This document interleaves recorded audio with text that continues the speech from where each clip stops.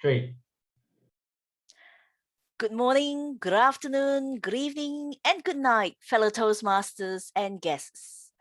A fabulous Friday to one and all. Welcome to SG International Dynamic Speakers Chapter Meeting. My name is Lee Buckley, and I'm your Toastmaster of the day this evening. Tonight's meeting theme is centered around risk-taking. Have you ever taken risks that ended up being rewarding?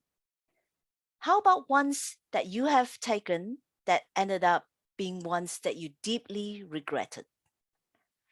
Let me leave you to ponder on this while I hand over to our club president, distinguished Toastmaster Willie Low, to hear his opening address. Over to you, Mr. Club President. Thank you, Toastmaster of the day, of the evening, of the night. 2003 September was a turning point for. I Googled for a public speaking communication course online. I went out to select a Toastmaster club in Singapore that is held in Orchard that meet my schedule or Wednesday evening there. It was one of the premier clubs there. 7:30 where I am. I hide in the YMCA lobby. Say, is Toastmaster for me? Or is it for public speaker or trainer? Within 15 minutes, I left YMCA lobby and went home. Then I continued Google online and went to attend and joined a club in Tampines Regional Library, Toastmaster. Yeah. And I was so impressed by the 3 hours meeting that I decided to join Toastmaster. 1 week later or 2 weeks later, I did my first icebreaker speech. My eyes was trembling. My stomach was going. I was afraid. Within 6 minutes, I have managed to look at the eyes of every audience throughout the was the first mistake that I did in improving my communication skill.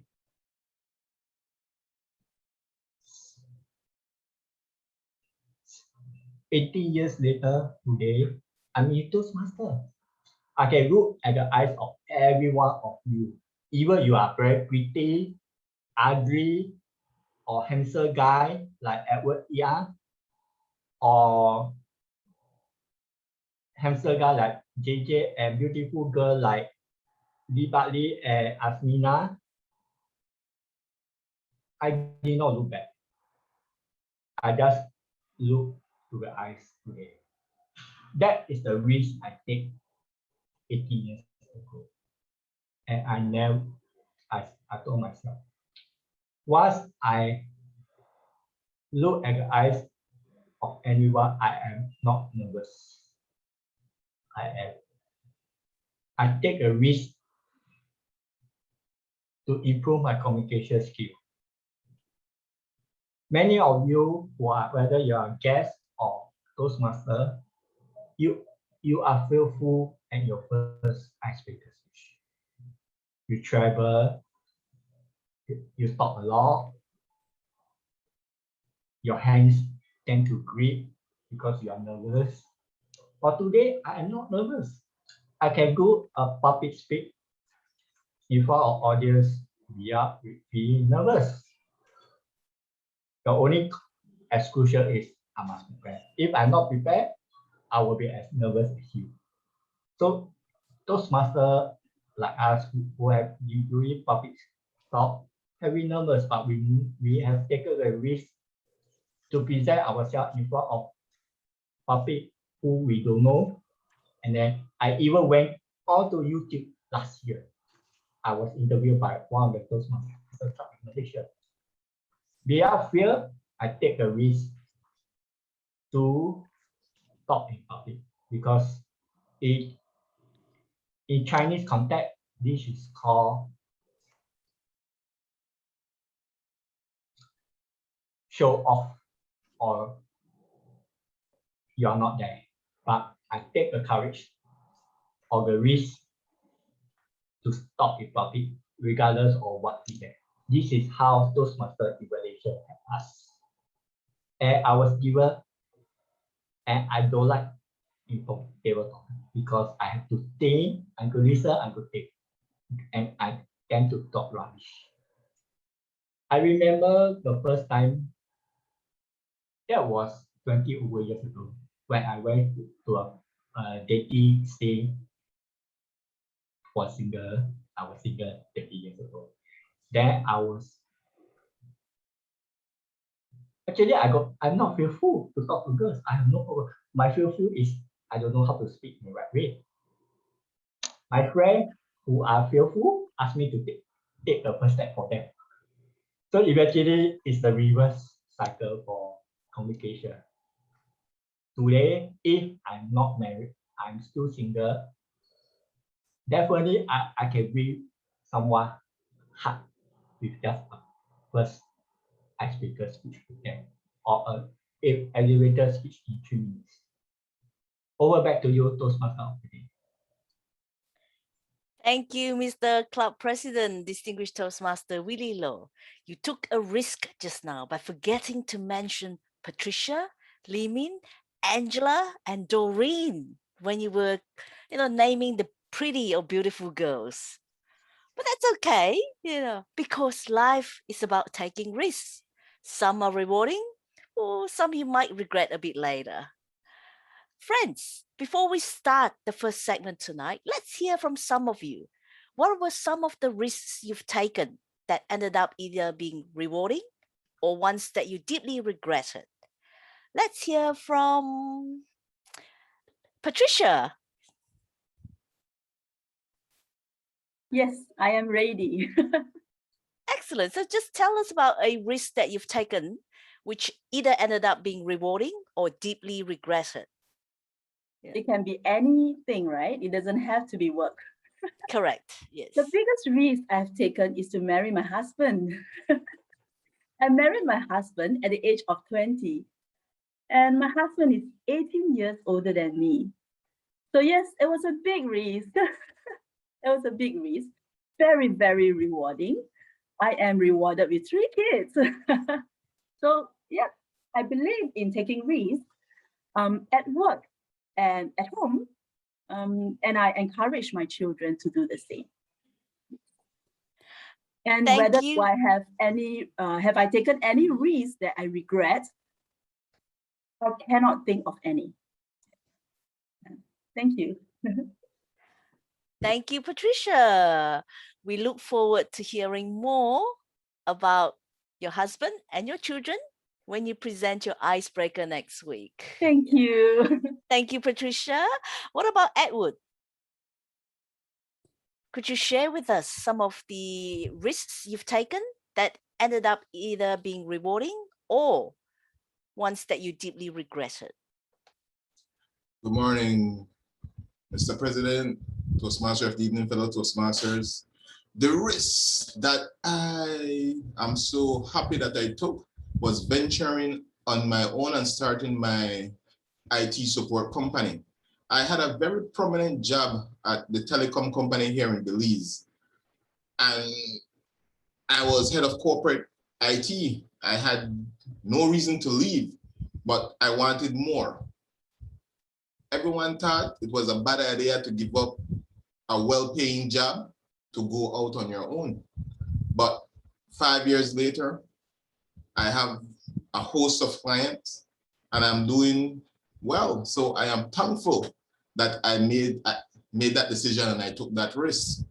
Otherwise, I will be stuck behind a desk at a telecom corporate office. But now I am out in the field, meeting new clients, solving their issues, and making their work lives much easier. And that brings me great joy. So I am thankful I took that risk and started my own company. That's great, Edward. Thank you for sharing with us. For the rest of you in the audience, don't think you escape. Okay, I will come back to you sometime during the meeting. Let us hear from our timer tonight. We are being ably assisted by our timer, who will assist with the timing by flashing the timing cards of green, yellow, and red at the appropriate time. Our timer tonight is distinguished Toastmaster Doreen Neo. To many, she seemed to be a very serious and unapproachable person. Only when you get to know her that you will find she's an easygoing and approachable but no-nonsense person. Her hobbies included handicraft, traveling, and catching up with friends. Now a retiree, she has more time for personal life, to indulge in grandparenting, as well as pursue her passion in Toastmasters. That is the only way she could upgrade and challenge herself to step out of her comfort zone.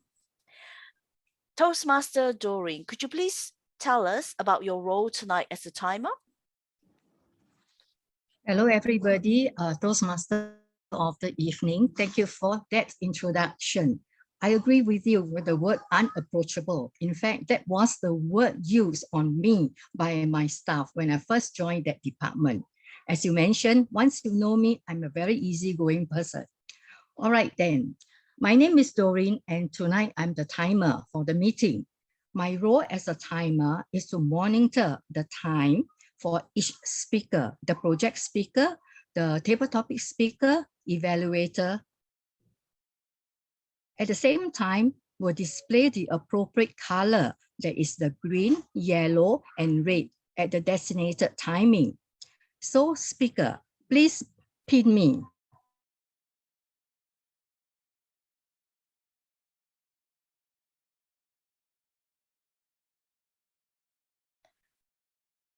Thank you, Doreen. I think her connections, her screen is frozen at the moment. We'll just give her a few moments to come back in to the meeting.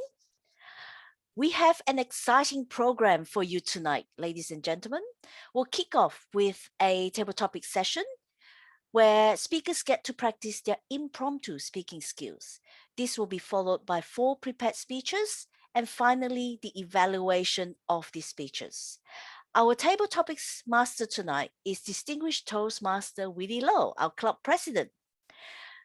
Distinguished Toastmaster Willie Low is an organization catalyst of change, a person who can make change happen as well as inspires and influences others. After leaving Toastmaster for 12 years, he returned to Toastmaster in 2018 to make a change to the Toastmasters community in Singapore. He went on to set up the first 100% online Toastmasters Club in November 2019. Please put your hands together to welcome Distinguished Toastmaster Willie Low to lead the table topics session. Thank you, Toastmaster of the day, fellow Toastmaster. Today, table topic, you have 20 topics on which there's quotation, that is reasonable. I mean, reason means either you agree or do not agree, comparison, and something to go with the taking risk. So let us start. Okay, let me turn into presentation mode. Okay, give me a minute. Okay. I will off my video. Okay. In Toastmaster, table topic is considered impromptu speaking where you speak for 2 to 3 minutes. And the timing is first minute, the timer will flash green.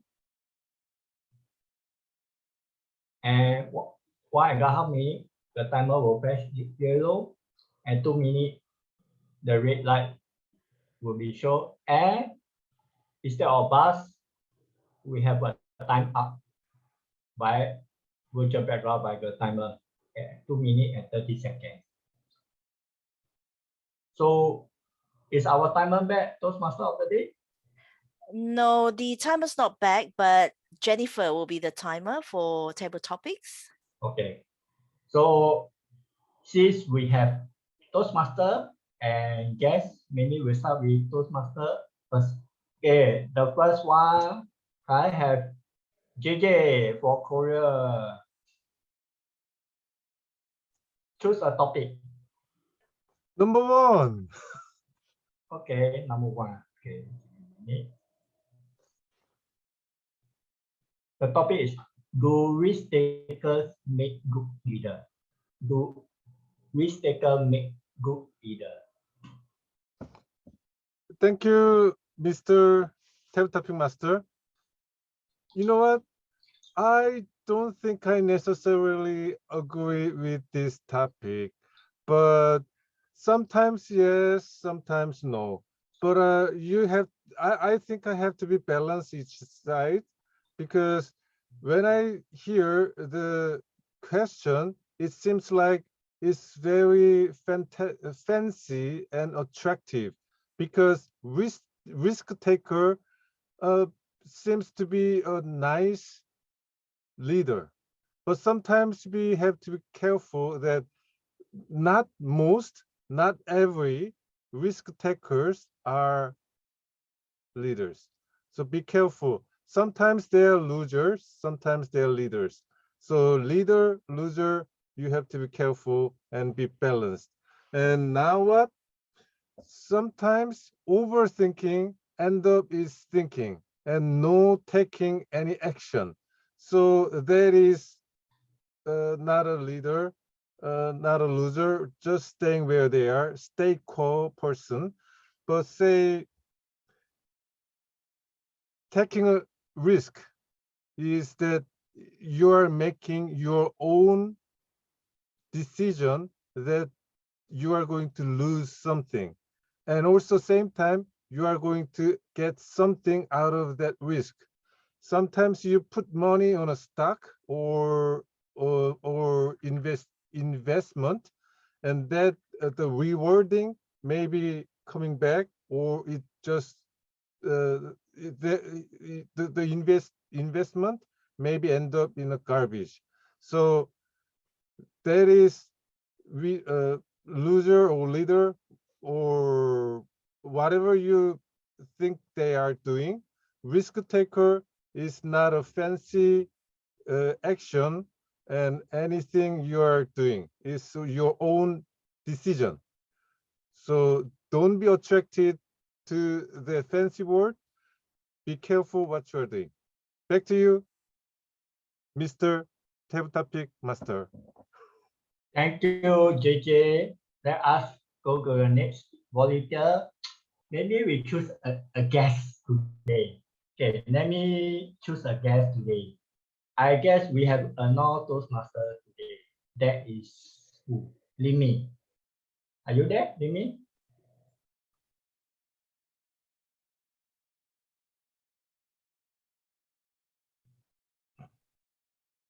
Oh,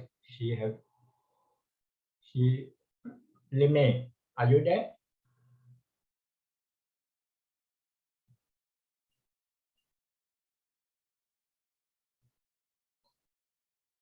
Yeah, okay. Let us have Asmina. Asmina, choose a topic. Topic number 5. Okay.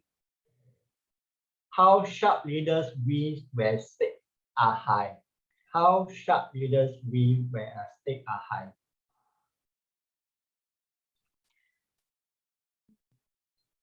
Fellow topic master, Toastmasters and guests, my topic is how high leaders win when stakes are high. So when leaders take risk this is unforeseen opportunities that they are inviting. And when they take risk, the fears of failures goes away, and they understand that for success, you have to pursue for it. It doesn't fall on your lap. And by taking risk, you develop a competitive edge in the market. And once you develop competitive edge, your confidence builds up, and the fear of failures goes away. You become creative, and you become adaptive and innovative. And by doing so, you start taking other major risks, such as financial risk, where you take lease and mortgages to build up your business. And then you have a risk of paying them back on time. And once you have that thing that you have to pay everything on time, you have to be very careful and take other risks, such as credibility risk of your brand, market risk, competitive risk. You have to see who are in your competition within the market. And maybe if you are opening up, you are building up e-commerce websites, so you have to take risk whether your website will be first on the Google page or no, despite of doing extensive market. So by taking the risk and putting everything on stake, you build your credibility, and then you have no regrets in the end that what if I have done this, I have done that. I had time, energy, and money to put in and go big. So risk taking is always in favorable, and you will see unforeseen opportunities and build your self-confidence, which is very important in this time. You build your brand, you build your personality, you build your network, and through network, you go more deep into the work, which is very important. Thank you. Thank you, Asmina, for a part of. Okay. Okay. Let us go to the next table topic speaker. Let us have Patricia Day. Thank you. Thank you, Club President, Mr. Willie Loh. I would like to choose table topic 11. You are the risk I will always take. You are the risk I always take. It's a love quotation. Always. You are the risk I will always take. Is my topic. Hello, fellow Toastmasters and guests. You are the risk I will always take.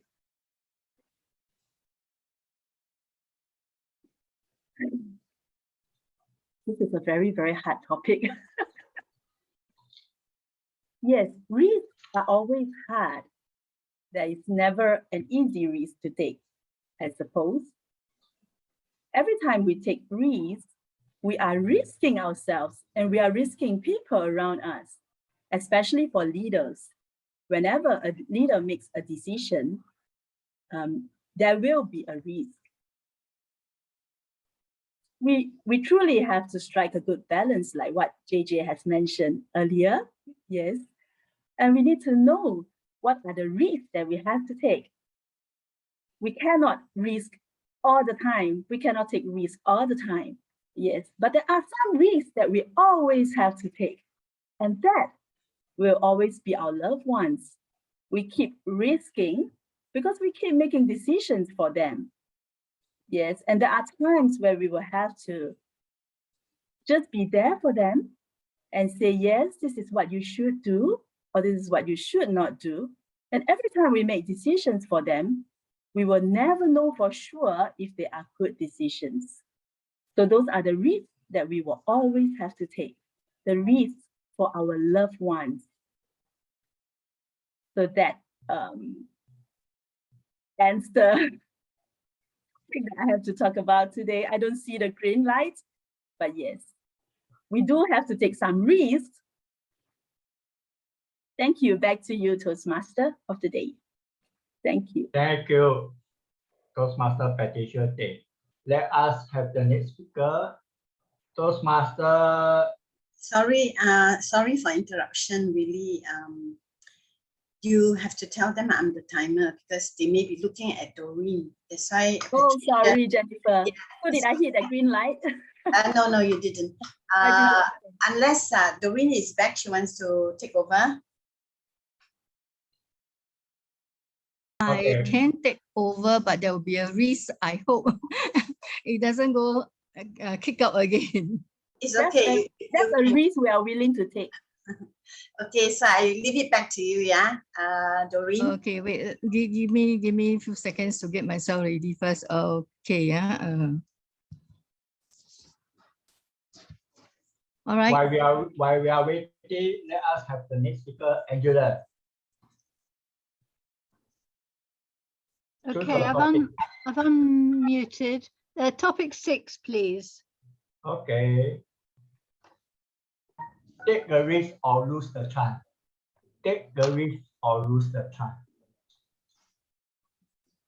Take the risk or lose the chance. Yes.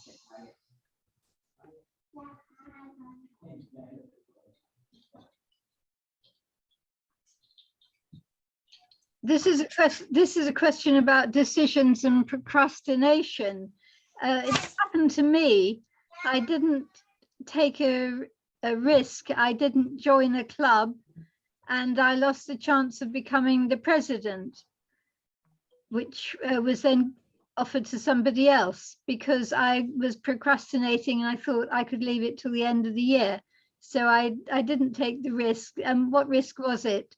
The risk of my time, the risk of my money, the risk of taking on too much, the risk of not having time to write my books. Everything is a risk. You have to make up your mind, do I want this or don't I?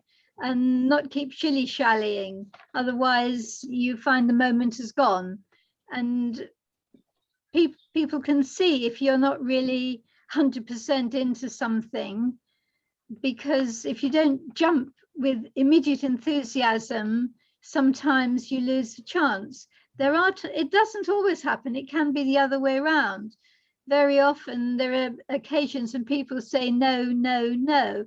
And there are certain cultures, I think in the Arabic culture, somebody says to you, would you like something to eat? You say, oh, no, thank you. And then you say, oh, no, thank you. And then you say, oh, no, thank you. And then you say, oh, right, I will, or something like that.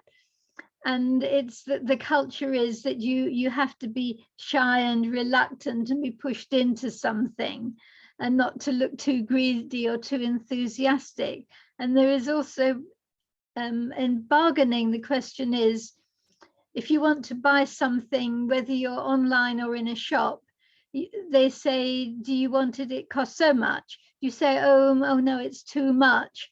And in some cultures, you'll find they'll reduce the price and you go on and it goes up and down and up and down. And eventually you both agree on something. Or you might say, no, it's too much. And the assistant might say, okay, walk away. And then offer it's the last one. They walk away and the other customer buys it. Oh, dear, I should have made up my mind.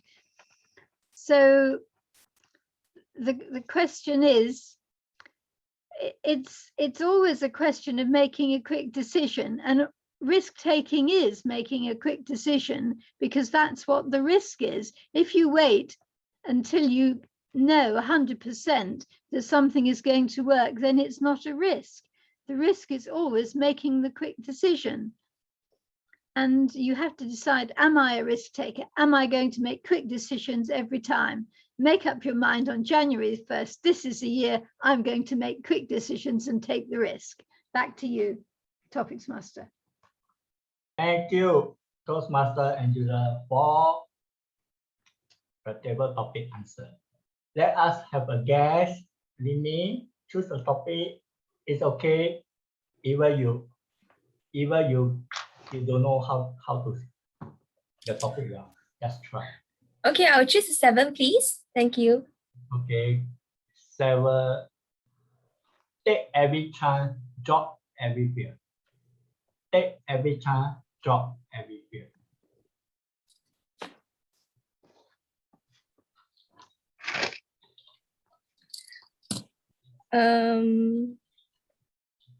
Take every chance and drop every fear. Well, to me, so am I supposed to start now?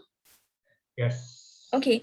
So to me, this is all about a risk taking. So taking every chance and drop every fear, I don't think it is a very good statement to make, because it is not every chance that you have to drop the fear. So one will need to analyze and before going ahead to pursue something, to drop the fear and pursue something. Yeah, so that's the end of my speech. Thank you, our guest. Let us go to the Aspira Toastmaster. Okay, sorry, wrong screen. Okay, one more time. Okay, let us have Toastmaster Kana. Yes. Number 8. 1 second. Yeah. Can you hear me? Table topics number 8. Okay, number 8. Forget the risk and take the fall. Forget the risk and take the fall. Yep. Thank you, Mr. Table Topics Master, fellow Toastmaster, and distinguished guests. Forget the risk and take the fall. If you do not want to take any risk, if we want to make sure that we don't want to take any risk, we cannot improve. Whatever we want to do, whether we want to excel in Toastmaster or whether we want to make money in betting in stock market, you have to take the risk. If you don't want to take the risk, and you are not going to improve. But fellow Toastmasters, if you even do not take an example, okay? Today, I will give an example from the real time, okay? Which one I can, okay. I am going to take the stock market price because it is 9:30, just the stock market is going flat. Okay. Amazon stock, they are saying, okay, today it is going to go up, say $100. I'm going to talk in US dollars. We immediately, you may need to say, okay, I need to make some money. I need to buy some stock. I need to sell some stocks. If you feel, oh, I don't want to take a chance. I don't want to take a chance. I don't want to take a chance. What happens if it loses? You will never, you will be, if you are afraid to take the chance, you are not going to win. You are not going to take anything out of it. So fellow Toastmasters, if I would say only one thing, whenever possible, take the chance, you will be successful. Sometimes, yes, there is a possibility that you may lose, but that may be a temporary thing, but risk taking is good. In my life, I have taken some of the risk and became successful. Some places I took the risk and I did not become a successful person. I actually lost. In the Toastmaster, I will give an example in the Toastmaster. In the Toastmaster itself, I took the risk of making a club very successful. Yes, I achieved it. This is a Phoenix Toastmaster. From 3 members to President Distinguished, we made it happen. That is a big risk we took it, but we became successful. It may not happen in every club or every time. So, but always take risks so that you can become successful. Back to you, Table Topics Master. Thank you, Toastmaster Kana, for her speech in the table topic. Let us go to Joe. Choose the topic, Joe. Please, Susan. Joanne. Joe, are you there, Joe? Oh, never mind. We choose Edward first. I'll take topic 3. Okay. You will never experience personal growth if you fear taking chances. You will never experience personal growth if you fear taking chances. Mr. President, Table Topic Master, fellow Toastmasters, most welcome guests. Good morning, good afternoon, good evening. A truer statement has never been spoken. We do not grow once we are in our comfort zone. There is no growth to be had if we take the easy path. We can only grow if we challenge ourselves. We can only grow if we face our fears. I had a friend who believed he could not dance. And because he believed he could not dance, he stood in the corner and watched everyone else had a great time. We finally convinced him to step on the dance floor and dance. And to his surprise, the prettiest girl in the room came and danced with him. That gave him confidence. That made him want to dance at every occasion. Today, he's happily married to her. If he did not face his fear and stepped onto the dance floor, he would not have the beautiful wife he has today. Again, he stepped out of his comfort zone and he's now a great dancer and happily married.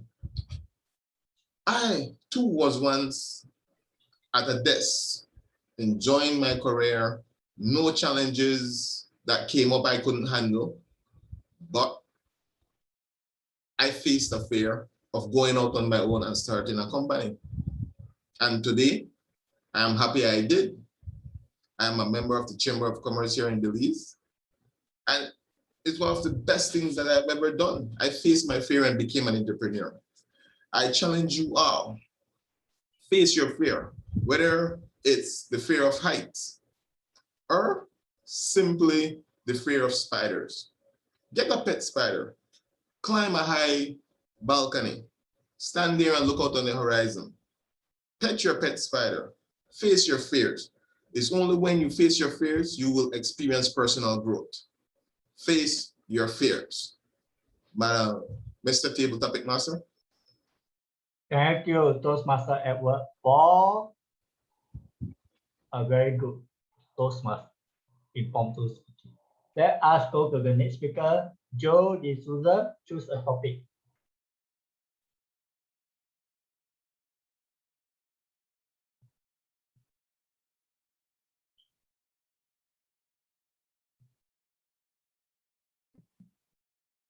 Choose So a who's topic. going next? Yes, you. Oh, thank you so much. Thank you. Can I take table topic 2? Sorry. Okay, sure. By the way, just to tell you that all the topics in the 12, 11, and 20 are most easier than those in the lower. Never mind. Okay, I'll take table topic 18. How will you know if it's the right decision if you never try? How will you know if it's the right decision if you never try? Over to you, Joe D'Souza. Let me stand.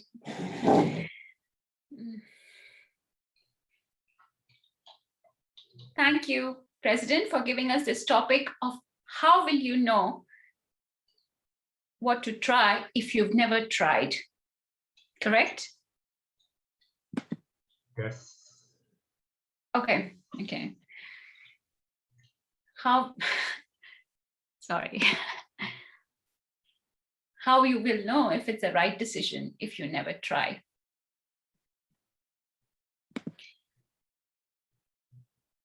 I agree with this statement. You will never know if it is the right decision if you've never ever tried. For example, I can tell you right now, I'm learning Mandarin. And it is such a challenging language, as all of you know. There are so many Chinese speaking Toastmasters in our meeting today. And it's a very challenging language. You make a slightest mistake in the tone, say, sure, sir, the meaning is completely different. For example, if you say, yeah, please correct me. If you say yao, it's ha, doctor, and yo is have. So it's so different. So, but when you kind of go and read it, it spells the same, Y-O-U and Y-O-U. Or so it is very, so you have to be so powerful in what you say. Otherwise, you'll really make a lot of mistakes. Even right now, I'm learning German, and I can share you another story on that. we were doing another this morning on sports, and I was talking to my friend, and our teacher wanted to know whether what is the most interesting sports that you have and what you really are not interested in. And when you say boring, it's actually Landweiler. And I kind of did not understand the meaning of Landweiler. And before that, my friend had said that she was very much interested in Trokun. Trokun means diving. So I did not understand the meaning of Landweiler. And I said, oh, ich finde Trokun Landweiler, I said. And actually Landweiler means boring. And I wanted to really impress my teacher. So what I'm trying to say is, and I hurt her by saying that, because, and I had to go ahead and apologize later and say, Elena, I did not mean this. So what I'm trying to say is, but I'm still trying. I'm trying to learn German as well as Chinese. And I feel it's the right decision for me to try, because I'm connecting with people. I'm connecting with all my Mandarin speaking people as well as German speaking people. So please try, even if you find it hard, and you wouldn't know unless you go ahead and try. Thank you, and back to you. You, Toastmaster Joe. Let us have the last table topic speaker. I believe, let me check who have, okay, it's either Toastmaster Khalid or Toastmaster Kwang Ho. Which of you want to take? No problem. Okay, Even I Toastmaster cannot see Khalid. myself. Which topic you want to take? About 17. Okay, sure. Do one thing every day that scare you. Do one thing every day that scare you.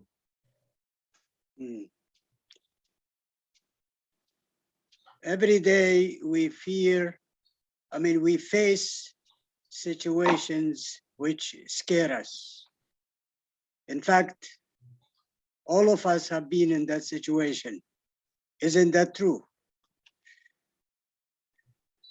But those who face their fears and ignore being scared are the ones who have achieved something. And examples are many. We hear about people who had no money in their pocket and took a risk to immigrate to another country. And now we hear only about their successes. You can find hundreds or even thousands of people who have been in those situations. In fact, I have a friend who was in my country and he had no pocket in his money, but he took the risk. Well, little money just for his traveling expenses, and he traveled to Spain. And I met him just last year, and now he is a successful businessman. The man I'm talking about was from Bangladesh. He was living in poverty, and he had no income, no job, no nothing. But now he has a successful business selling flowers and gift items. So my friends, whenever you're scared, look at the opportunity that you can miss or you may miss. Forget about being scared, look to the future. And you will achieve much more than you imagine. Back to you. Thank you, Toastmaster Khalid. Let us have the last table topic speaker, that is Toastmaster Kwang Ho.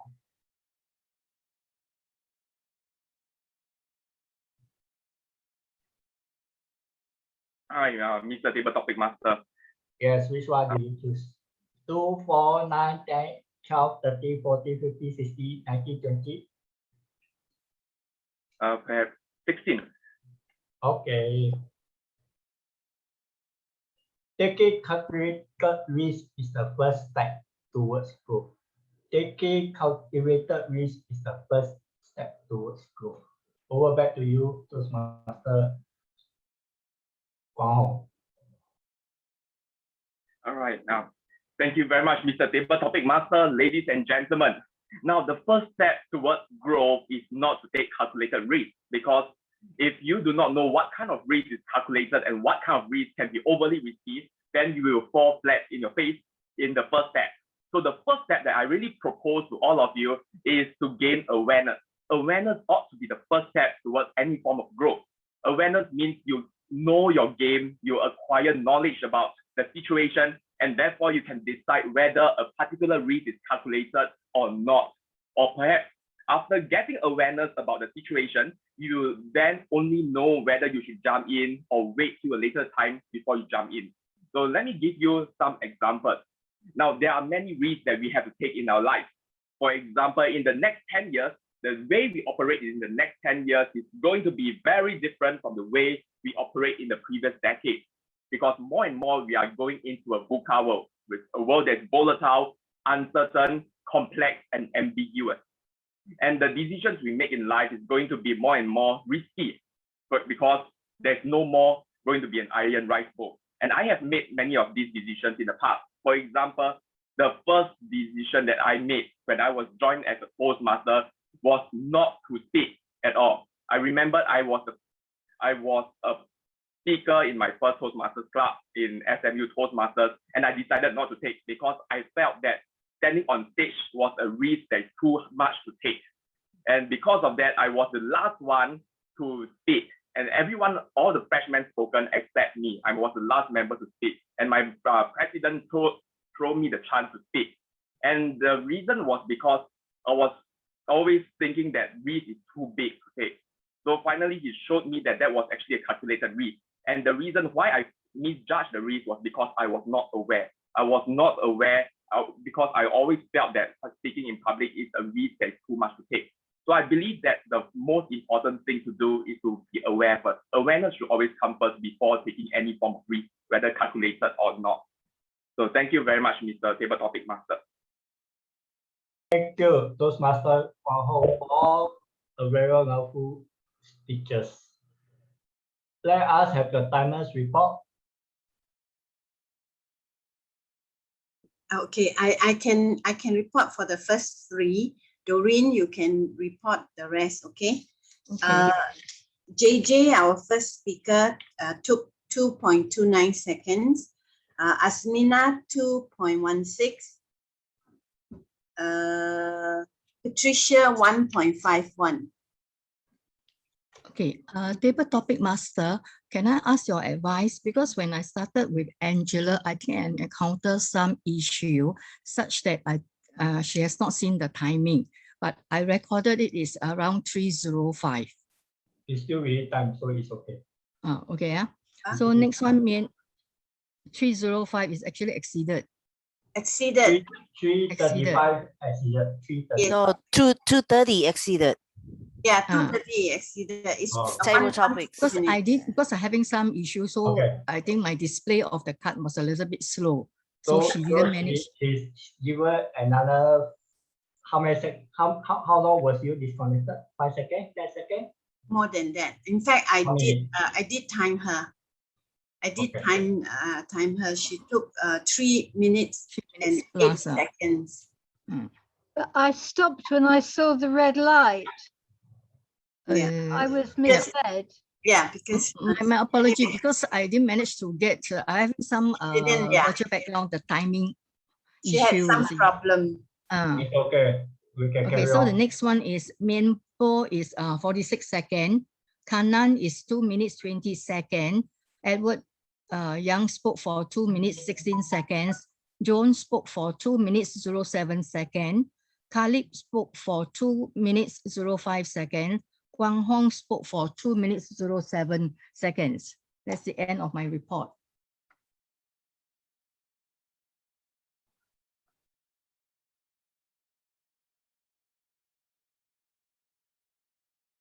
You're muted. We can't hear. You're muted, Willie. There's some technical issue. Everyone is able to vote for all. For today only, technical issue. Other than that, we will not allow. So please vote for your, and over back to you, Toastmaster of the day. Thank you, Mr. Table Topics Master, Mr. Club President, Distinguished Toastmaster Willie Low. While we complete our voting for the best table topic speaker, we will take a break for 10 minutes. The time now is 9:57 p.m. We will resume at 7 minutes past 10. So that's 7 minutes past 10. Madam Timer, if you could please indicate with 1 minute remaining of the break so that we can prepare to resume on time. We'll see Sorry? everyone back at 7 past 10. 7 past 10. What is your time now? Just to make sure that it is in sync, 9:57? Yes, yes. Okay.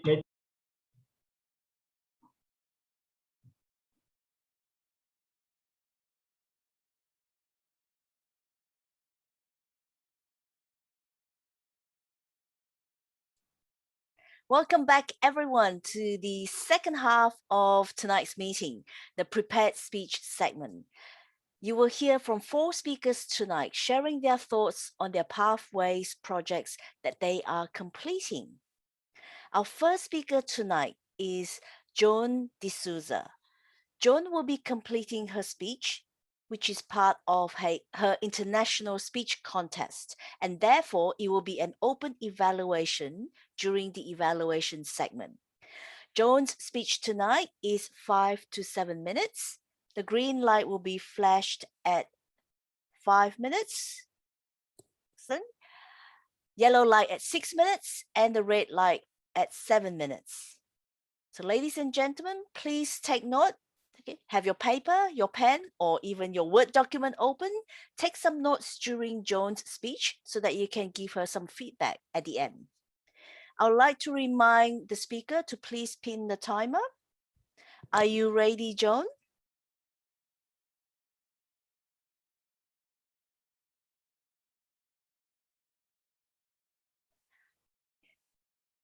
Toastmaster Joan D'Souza is an avid learner who constantly pushes her horizons. To her, the sky is the limit.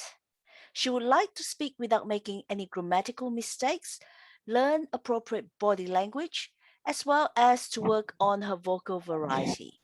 Her aim is to speak to her audience and not at them.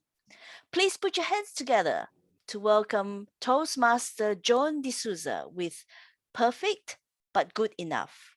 Perfect but Good Enough, Toastmaster Joan D'Souza.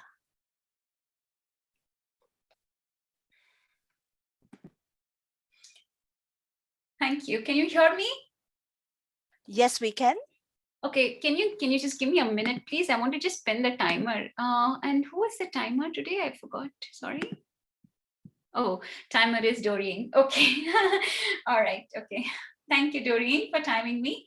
I know you guys have heard this speech 100 times, but tomorrow I'm just giving it and I've made few changes. I'm really grateful to all of you if you could listen and provide some evaluation, since I made few changes, and I know you will pick it up once you see and let me know whether these changes are good enough. Okay, thank you.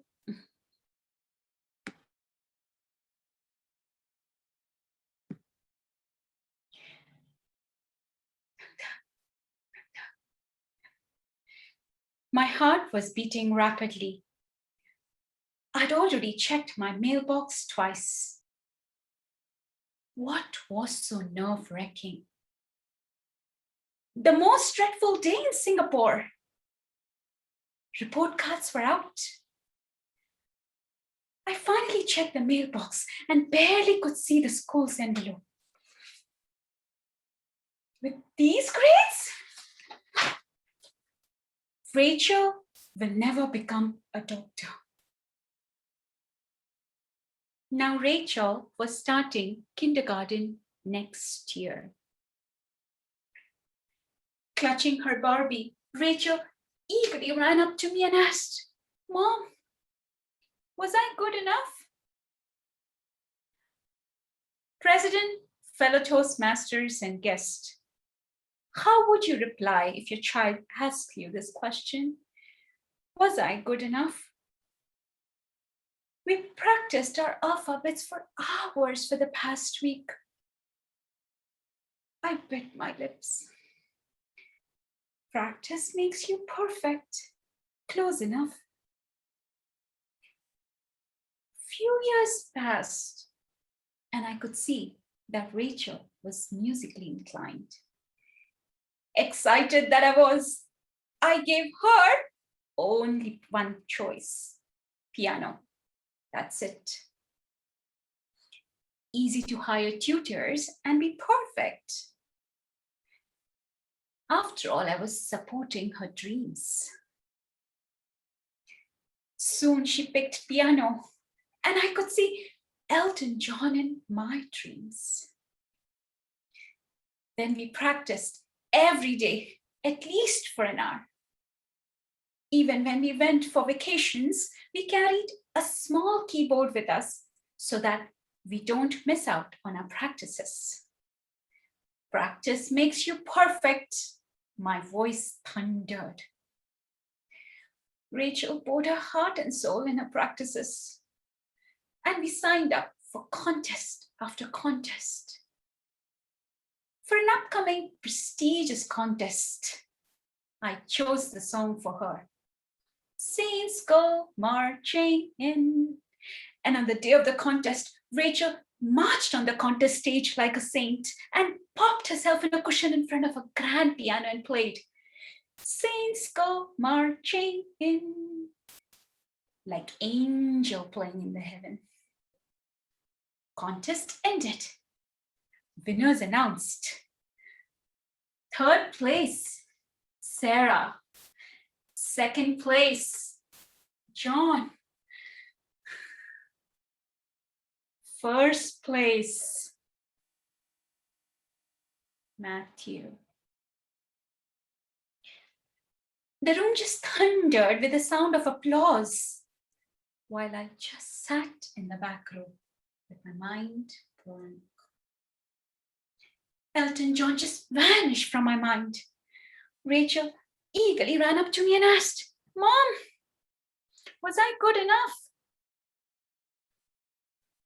How would you reply to your child if she asked you this question? Was I good enough? I bit my lips. Good enough, Rachel, but maybe not perfect for this contest. So, wasn't this perfect, Mom? We reached home. She slammed the door and vowed never ever to touch that piano again. The piano went silent and remained silent for the days to come. So does that make me a terrible mom? Am I not trying the best to give my child a perfect future?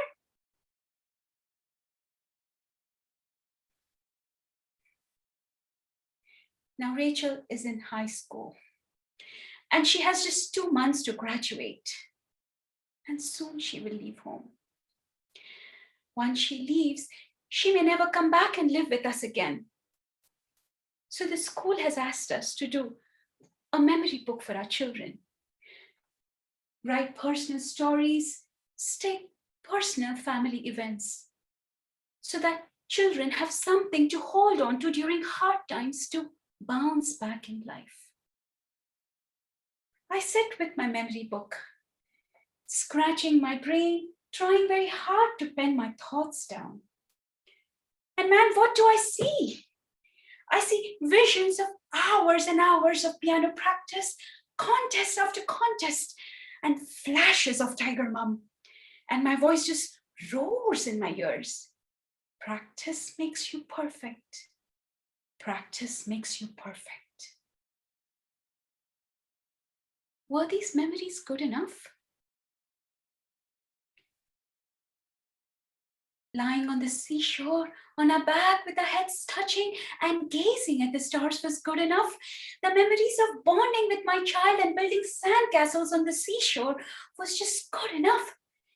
These memories were just not good enough, but they were more than good enough. They were just perfect. Friends, should I be perfect in raising a happy, glowing child, or should I be perfect in raising a perfect future for my child? What should I prioritize now? What should I practice now? What is truly valuable in life now? The story of my child and a piano practice is just a small example to show you how obsessed we are today with perfection. To have a perfect child, perfect me, perfect family, and just sowing seeds of self-doubt and unworthiness, killing memories after memories, beautiful memories, even to survive during this hard time.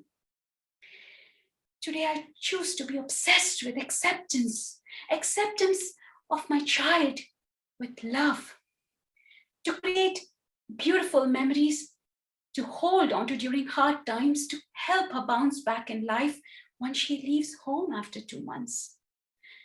Today, I choose to be obsessed with acceptance and love. Love does not demand perfection. It all takes practice. Practice acceptance, practice love, and all will be good enough. Back to you. Thank you. Thank you, Toastmaster Joan D'Souza, for your speech. Practice makes perfect, but is it good enough? Yeah. Thank you for sharing with us. Our next speaker is Toastmaster Angela Lansbury. Toastmaster Angela Lansbury will be speaking from the Effective Coaching Level 2, Learning Your Style, Understanding Your Leadership Style. May I please ask her evaluator, Toastmaster Corey Malani, to read the project purpose statement. The project purpose statements is to member identify her primary leadership style, and for the member to share some aspect of her primary leadership style or discuss leadership style in general. Thank you, Toastmaster Corey Malani. Toastmaster Angela Lansbury, her speech is 5 to 7 minutes. Again, the green light will be shown at 5 minutes, the yellow light at 6 minutes, and the red light at 7 minutes. May I please remind Toastmaster Angela to pin the timer? You are muted, Toastmaster Angela. I need to share screen, but it says the host has disabled it. Sure. Yeah, Zoom Master, I think Zoom Master has enabled the screen sharing. Thank you. I now need to find the timer. Who is the timer currently? Doreen, she's got her hands up. She was waving. Ah, I've got Doreen. Okay, right. I shall now try and share screen.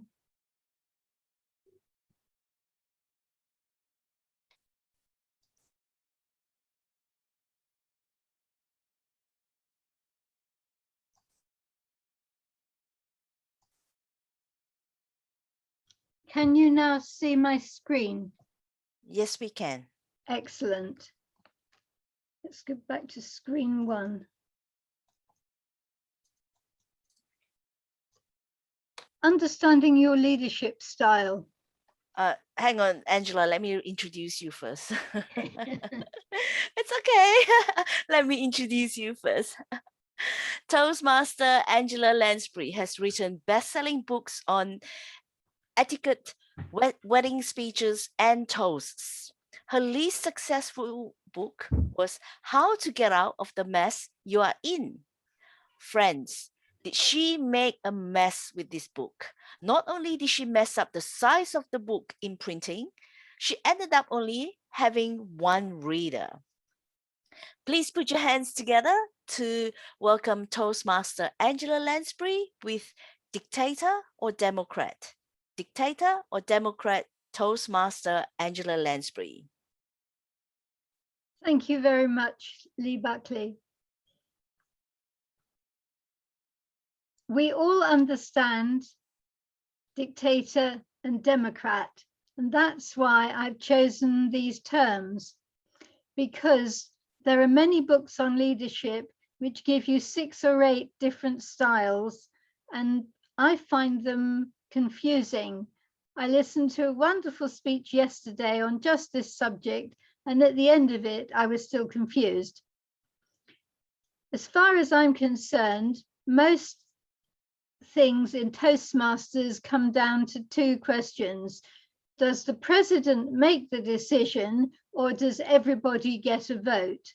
And when there's a conflict about this, that is when you get problems. Now, let me look at the whole question of dictators and democrats in the general world to see how it looks in a general way. First of all, is a dictator always bad? We tend to think, we use the term dictator as an insult. We think of a dictator as Adolf Hitler, and we don't like dictators. We use it as a rude term. You're being a dictator. He acts like a dictator. Then there are other times when we find that somebody who is strong, even in a democracy, is what we want. For example, Mrs. Thatcher was known as the Iron Lady, and she was respected because she took decisions. And when we've got COVID-19, we find that the people who are making decisions, as we have seen in Singapore, a decision is made, everybody sticks to it, and we get results. When people faff around, as we saw in the UK, and every city has got different rules, and people don't know what happens if you go from one city to the next, and it is all a muddle. You've got too much democracy. You've also got too much democracy in Israel, where instead of having 3 parties, they have more parties, and you can never get a decision taken on anything because there are too many different people who've got to have their say. And some clubs are like this. Now, some clubs, you have a situation where you have a committee meeting and you have 3 or 4 people, and they take all the decisions for everybody.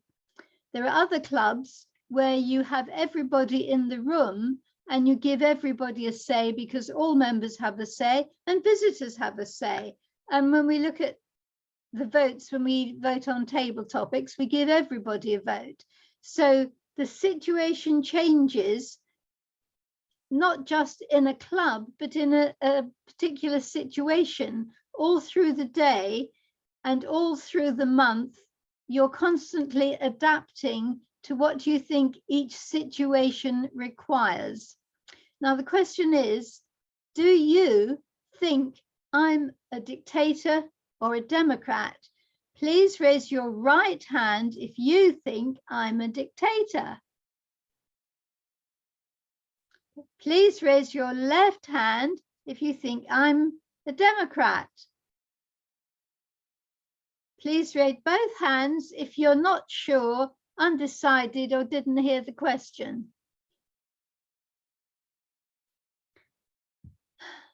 At this point, this is what happens in a democracy. Half the people haven't voted, and then the treasurer or the ballot counter comes along and says, but we haven't got more than 51% of the vote. You can't do that. At this point, you need the dictator, the strong person, to say, I'm the president, I'm deciding, we're doing it that way.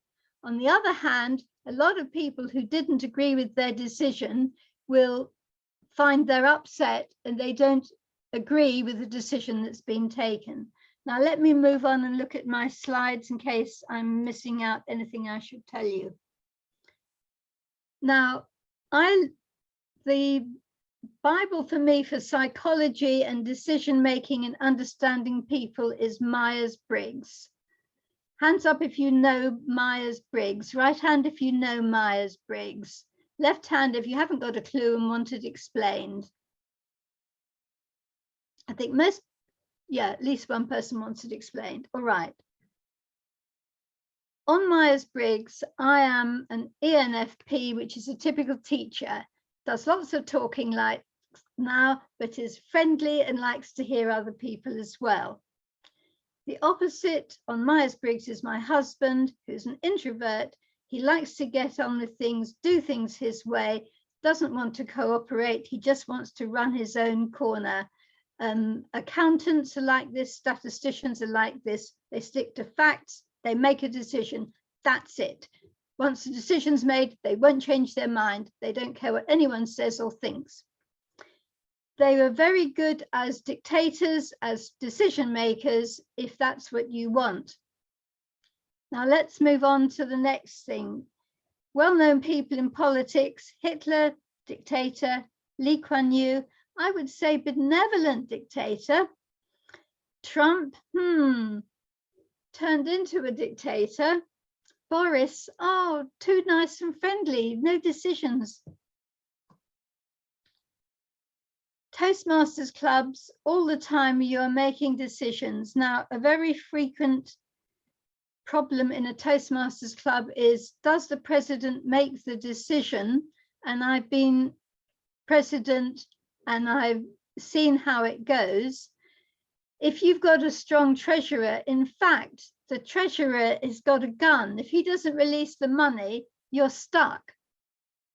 And I've seen several clubs where this has happened.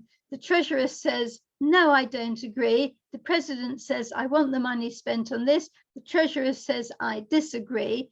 And things go on until either the president is fed up and walks out, and the treasurer hangs on because he's got the money. What can you do about this?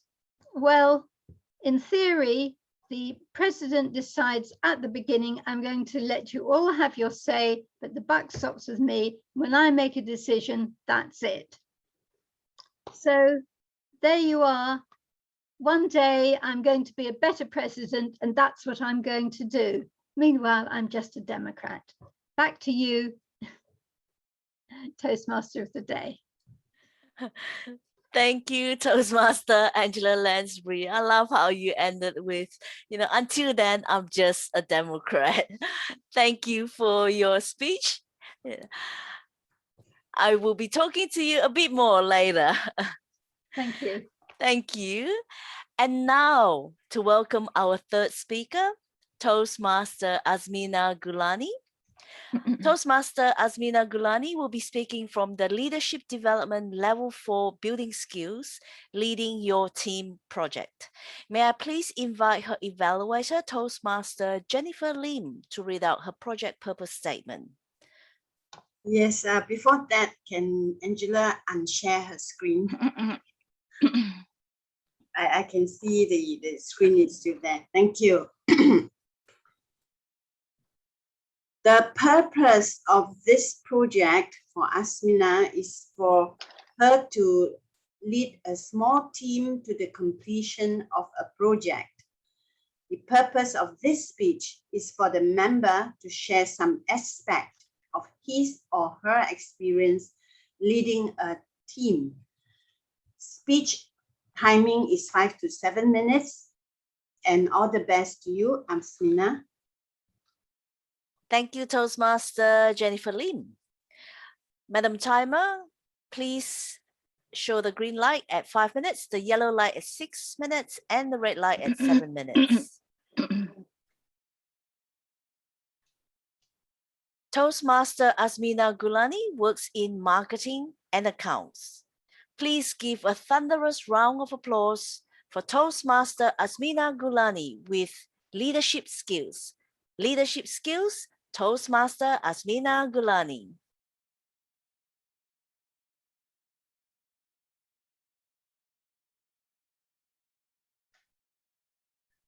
Thank you, Lee Buckley, Toastmasters and guests.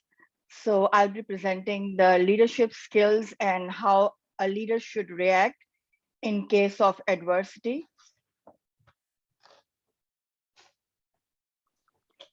So to be a leader, you are influencing the whole team. For example, if you are leading a team of say few people, and your aim is to make a product, show it to from sampling to the final product delivery to the customers, then leaders should be able to lead the team and prepare them as a leader for the future instead of make them a follower. Leaders should look to the greater good for others. Leaders should destroy the limitations of his own mind and continuously update himself through different information, different knowledge, and he should destroy the limitations of his own mind. We can be leader of our own home, of ourselves. And the main aim is leader is to continuously communicate to the team, tell them what's the vision is and how much time is given, tell them what are the steps, the incremental steps and steps that the team can do to achieve the results, and continuously every day follow up with the team and give them feedback, because the aim is to create a product and deliver to the final customer. And so the customer can keep coming back and ask for more product. In order to maintain the quality of the product, the leader has to be a good communicator. He has to be ethical. He has to be moral role model, so that people of the team should follow him, should listen to him and take the leader as a role model. Once the team is prepared, the work is prepared as a quality work, then the profit will increase. And the leaders have to be leaders throughout their life. They have to update themselves with new skills, and they have to keep on directing their, imparting their knowledge to the team every day and every month. The leaders have to be very mindful that what he is doing now and what are the resources he can take to uplift the team. The leaders have to look for the processes. Leaders have to take control of the seconds. And by taking control of the seconds, he will take control of the minutes. By taking control of the minutes, he will take control of the hours, months, and years to come. Leader has to be mindful for every moment and time that he has, and the limit of the time that he has, and he has to bring the work in place with the help of the team. The leader should have faith that he has to see the big picture of everything. Sometimes looking at the small things does not pay you daily, but then you have to see big picture and work accordingly. In order to have a leadership quality, you should have humility. A leader understands that humility is the attribute that takes you towards the leadership quality. If you go for in order to ask for job from the recruiters, they look for humility as a potential quality, because they understand a person cannot be subject matter expert in all the subjects. In order to have good information, you must have a consultancy habit. You must be a good negotiator. You must ask so many questions, and you must do a lot of research, and you must have role models in order to be good, in order to achieve better results. A leader should understand that resiliency is also needed in every steps. Sometimes your project fails, or you have to take the risks. Then leaders is willing to be optimistic. As Churchill said, optimistics see opportunity in every failure, whereas pessimistic see failures in every opportunity. Optimism is a lens through which we see future as a hope, and we actively search for silver lining within it. We take optimistic as a main thing, which helps you to connect with others. The people are drawn towards the ones who are optimistic, and it makes your life better. So in this COVID time where everything is getting digitized and automation, the way the people were interacting and doing businesses, it's changing. Now more people are online. So the leaders are changing their way, and they are getting more and more information. Nowadays, the kids are getting a lot of online education, and the businesses are run online plus in person. So you need to update themselves, update the team accordingly, and make a team build future leaders instead of the followers. Thank you. Thank you, Toastmaster Asmina Gulani. Thank you for sharing with us that leaders should be mindful, to have faith, to have resilience, to be optimistic, and to have humility as well. Thank you for sharing. And now let us hear from our fourth speaker, Distinguished Toastmaster Kanan Sankara. He will be speaking from the Dynamic Leadership Level 5 Demonstrating Expertise, Prepare to Speak Professionally project.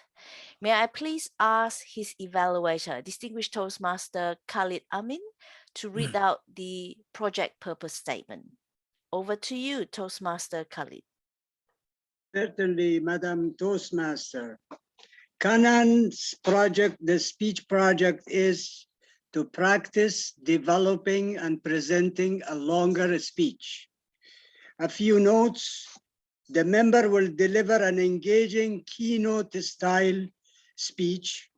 The speech may be humorous or any style the member chooses.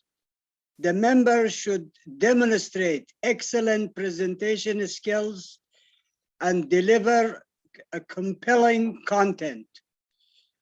Let's enjoy your speech, Toastmaster Kanan. Back to you, Madam Toastmaster.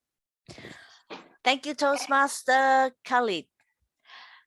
Madam Timer, could you please display the green light at 18 minutes, yellow light at 20 minutes, and the red light at 22 minutes. May I please remind the speaker to pin the timer? Distinguished Toastmaster Kanan Sankara loves to travel. He lives in Baltimore, Maryland, USA with his wife, Janaki Kanan. They have a son studying at Johns Hopkins. He started his Toastmasters journey in late 2012, eager to improve his speaking skills. He would like to speak professionally without any grammatical mistakes. Tonight, he will be speaking to us on memberships in clubs. Please give a warm welcome to Distinguished Toastmaster Kanan Sankara with his speech, Membership in Clubs. Membership in Clubs, Distinguished Toastmaster Kanan Sankara. Thank you, Madam Toastmaster, fellow Toastmasters, and distinguished guests. How many of you have performed the Vice President membership role in Toastmasters? In the month of March, your heart will be beating.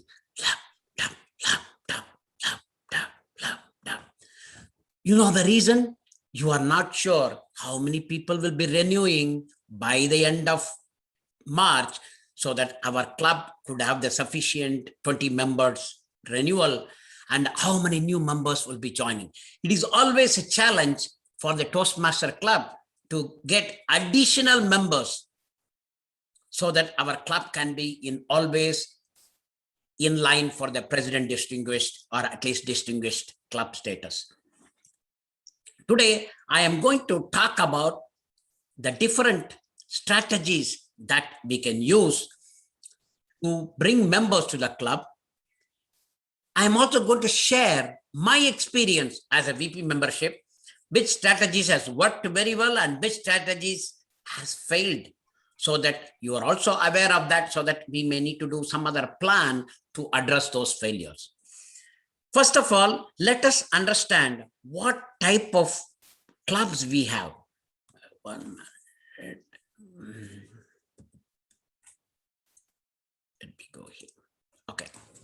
In Toastmasters, we have in-person club, we have online clubs, and we have hybrid clubs. In the in-person club, this is also called brick and mortar clubs.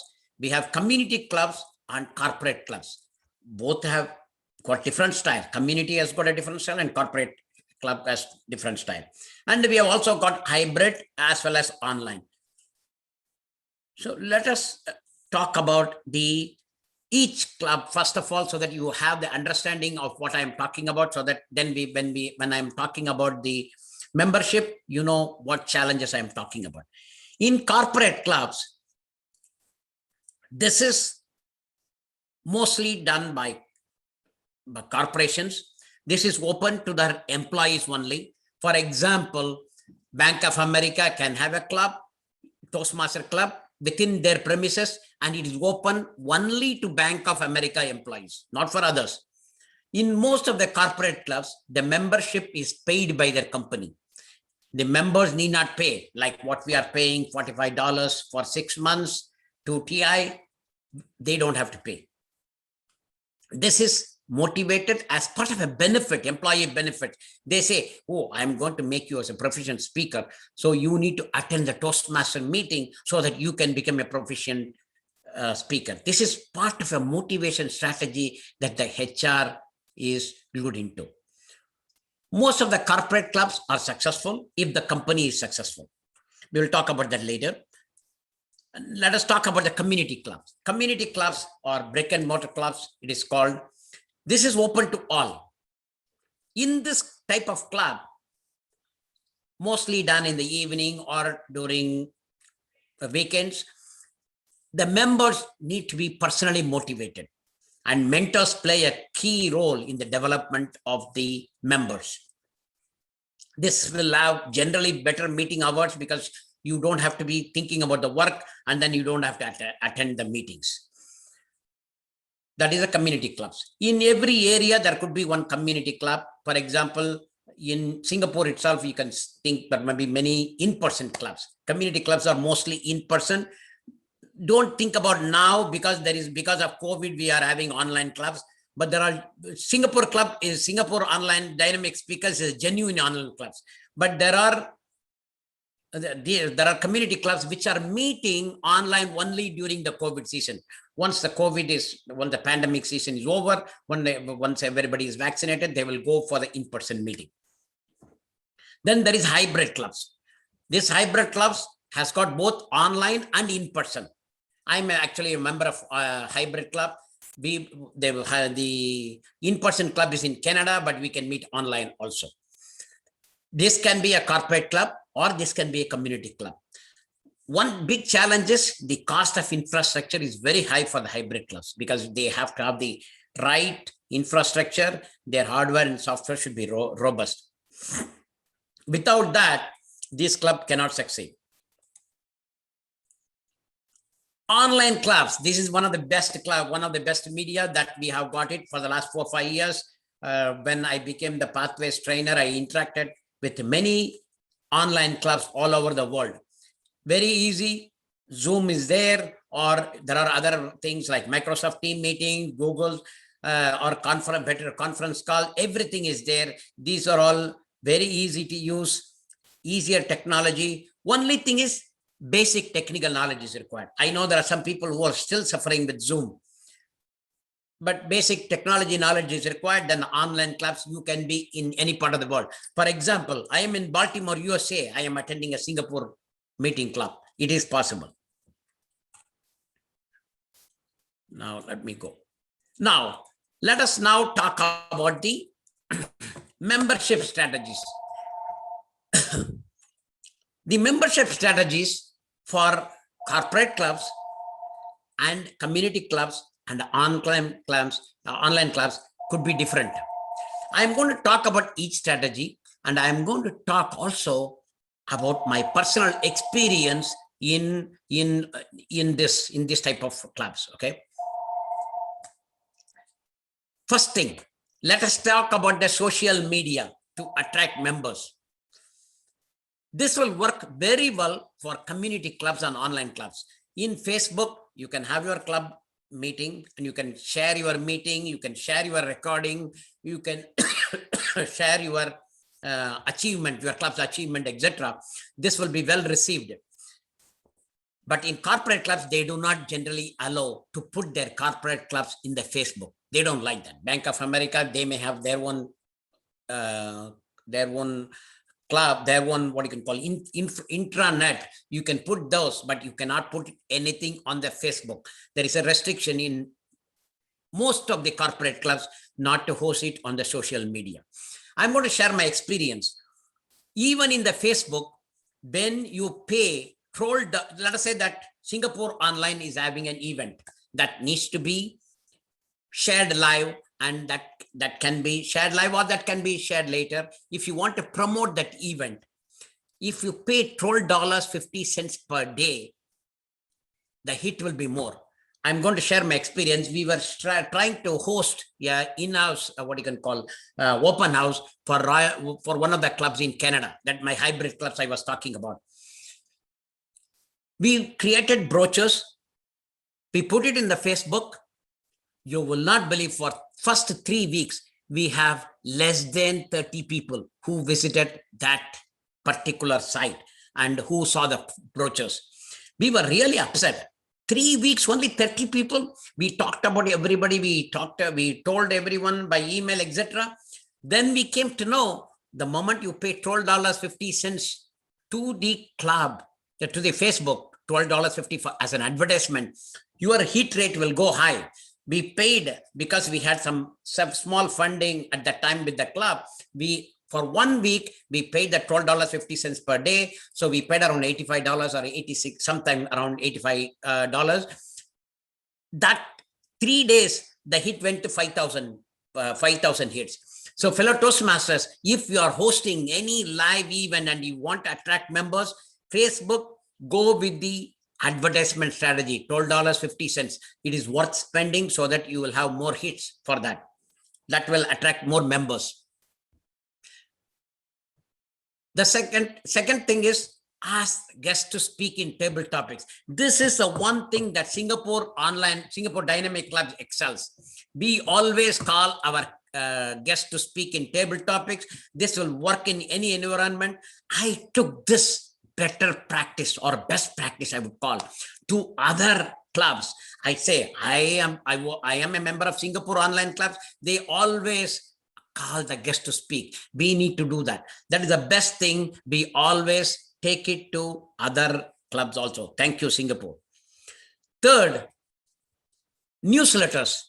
I am not saying newsletters from Singapore Online, but newsletters is a good way of attracting members, where we can share our members' achievement, what is happening on that month, and circulate to the members and put it in the welcome packet.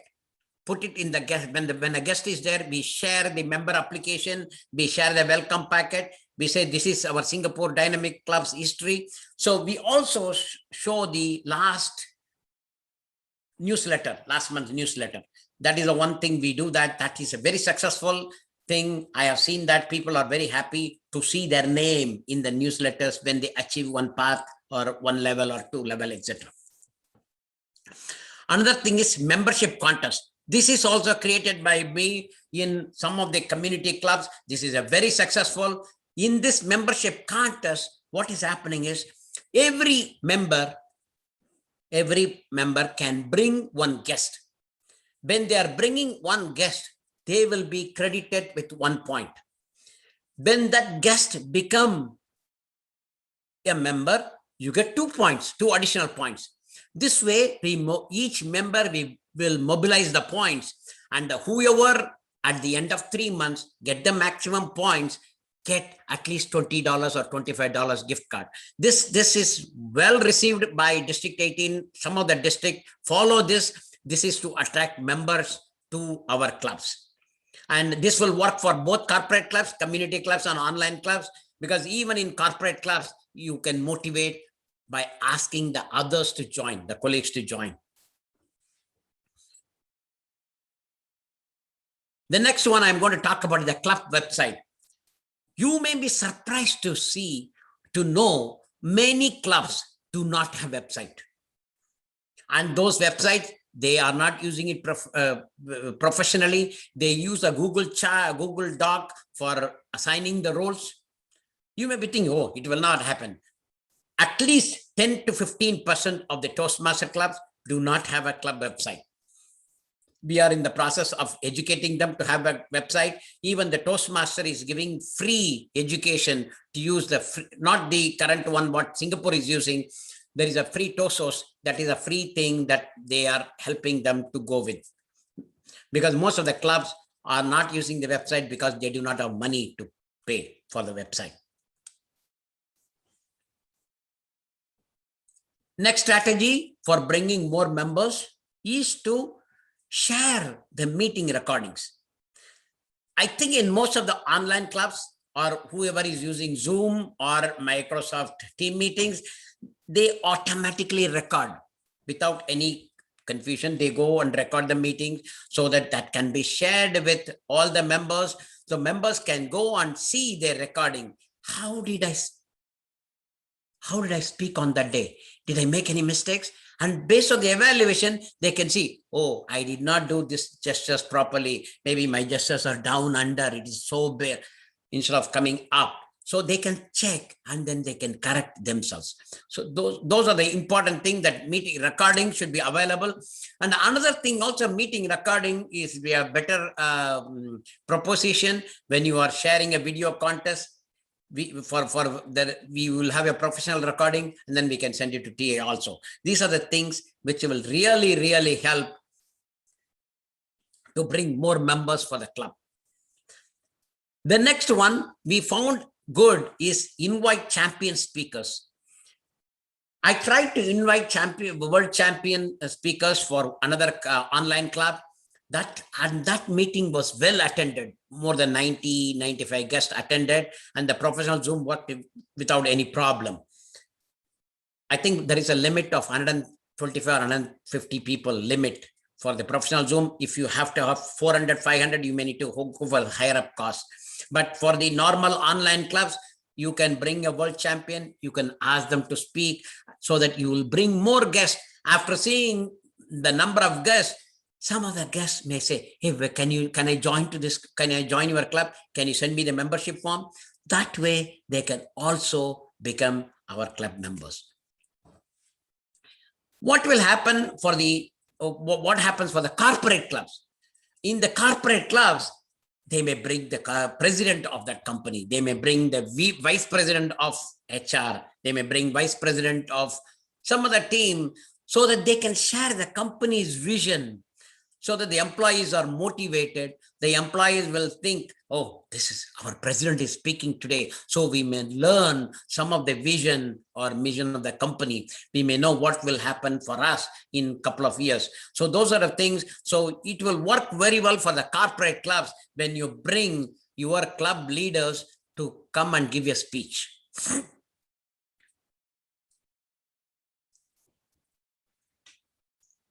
Now, where I would say in this corporate clubs, because we are talking about the corporate clubs, I also want to talk about my experience in one of the corporate clubs. If the HR is talking about taking, this is a perk, okay? This is a perk, they are paying $45, 6 months or $90. If they are not motivating the employees to do that, if they're saying, hey, I'm giving you this, you have to go and attend it, that will not work very well. I know in one of the club, it's called Leg Mason in our area in Baltimore. They say they monitor how many meetings you attend, how you progress very well, how you take this as part of how serious are you in attending the Toastmaster meeting, how many speaks you are giving, how involved are you. These are the things they take it as a feedback, and this is also rated as in your performance evaluation. Then that club is successful. But if you just pay, I have another club, they just send a check once in 6 months. That's it.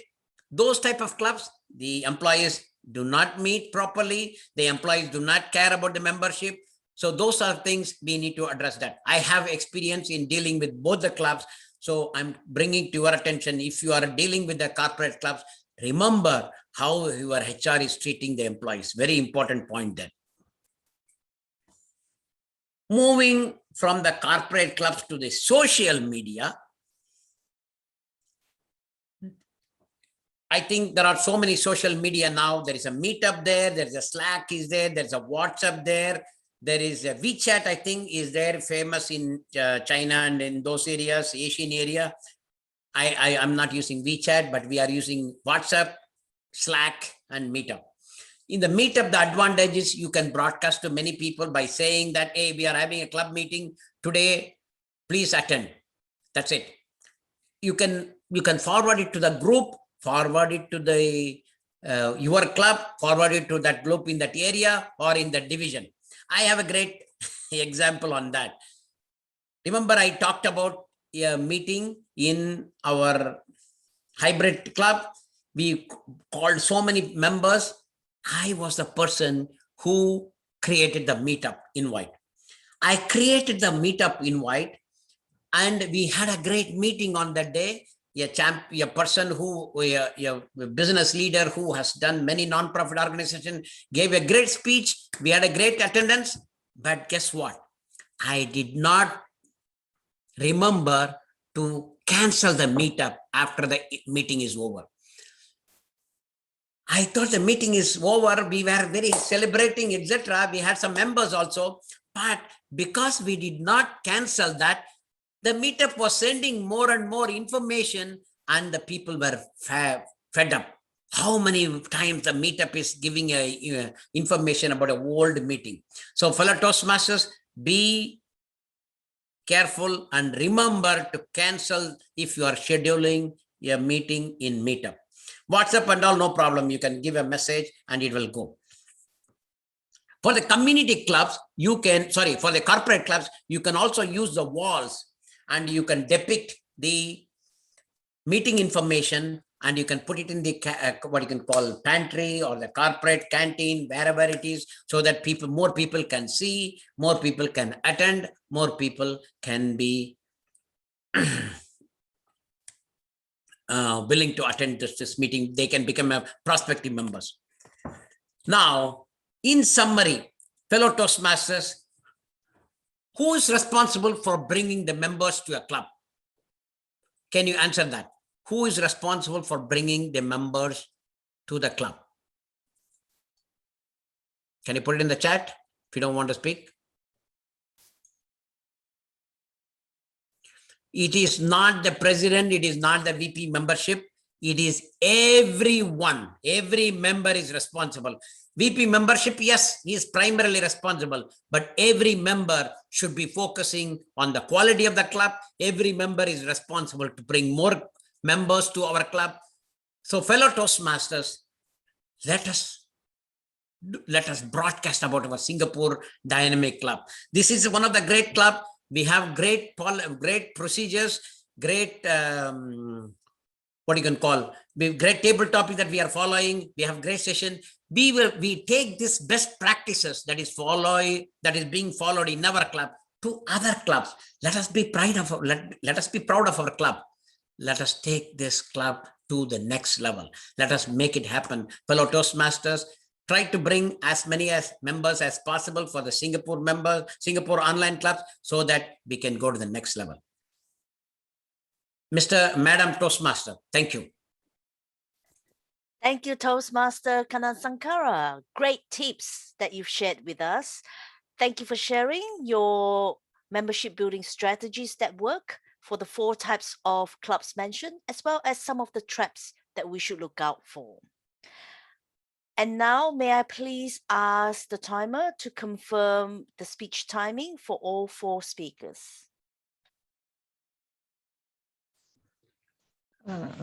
Okay, for Joan, she spoke for 7 minutes and 12 seconds. Angela spoke for 7 minutes and 20 seconds. Mina spoke for 5 minutes, 30 seconds. And Kanan spoke for 20 minutes, 26 seconds.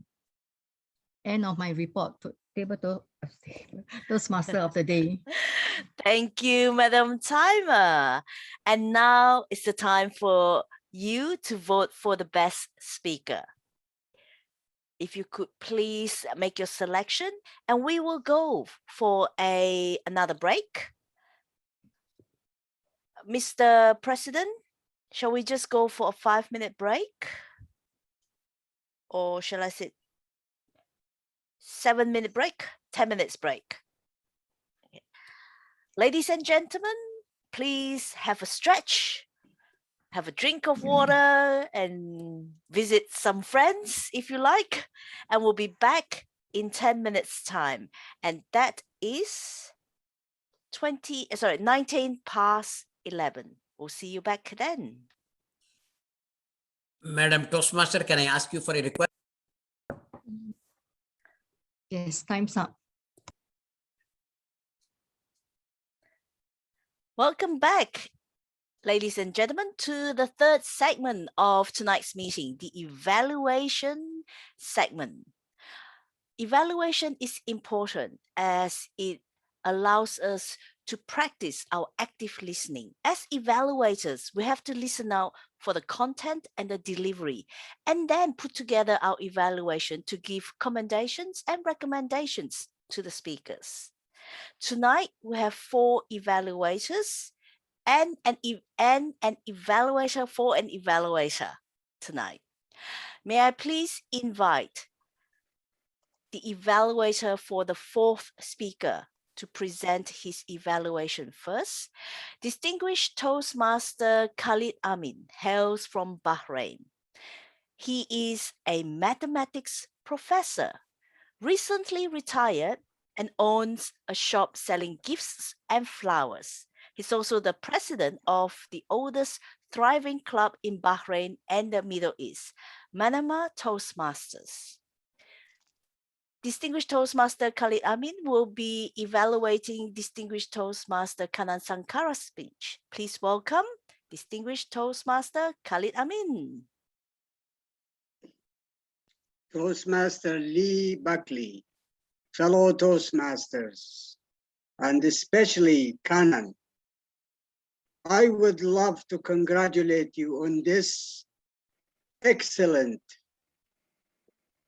well-organized, compelling keynote speech. I don't know if this is your first keynote speech, but I loved it. Now I have to tell you why. Number one, I congratulate you on your Zoom skill, on mastering the Zoom skills.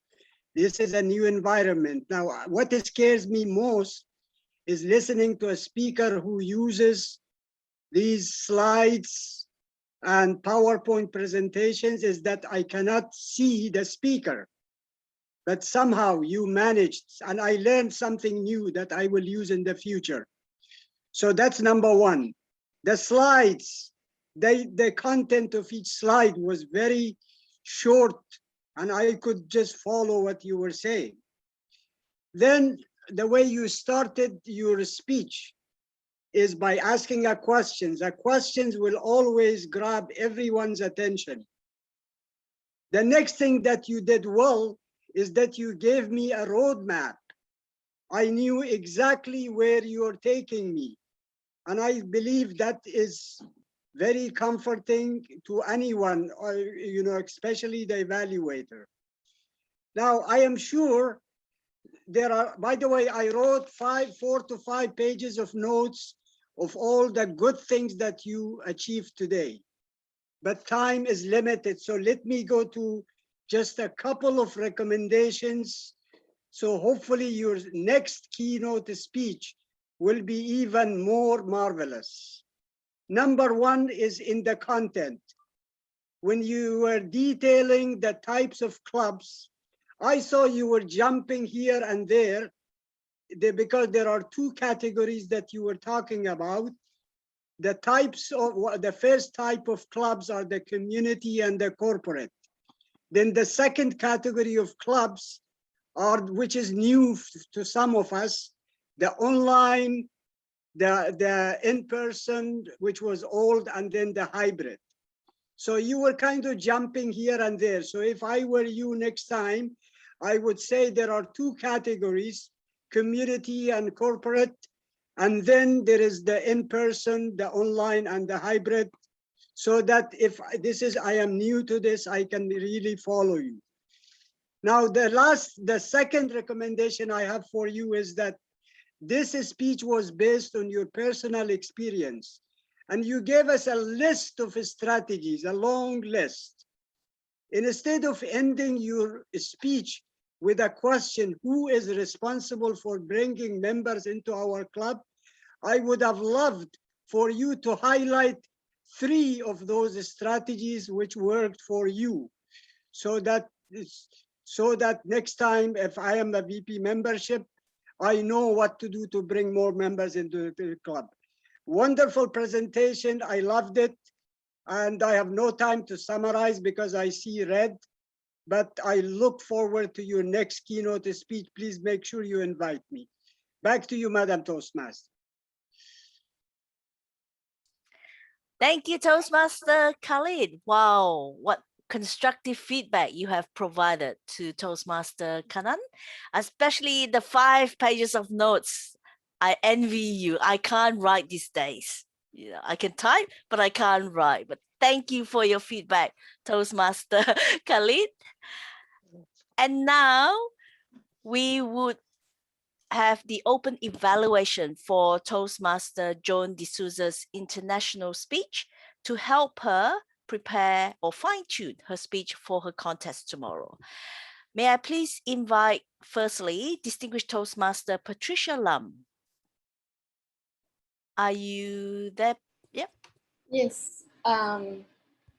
You'll be given 2 minutes, 2 to 3 minutes to give your evaluation. So please pin the timer, Doreen.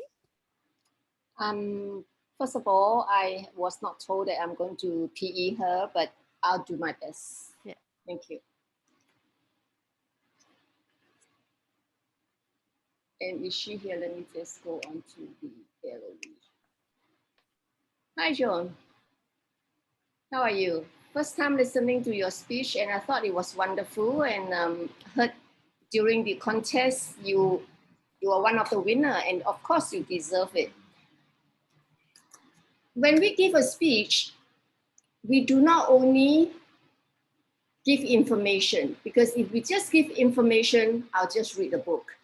So giving a speech, we would like to have connection with the audience, which I thought you did very well. You have facial expression, your body language was good. Most importantly, you make me feel what you wanted me to feel. You wanted me to feel that you been doing a good job, like you wanted your daughter to do. So I thought that part was very touching, very emotional. And we all go through that. I can connect because I'm also a mother, but I'm never a tiger mother. More like my son is the tiger and I'm the lamb.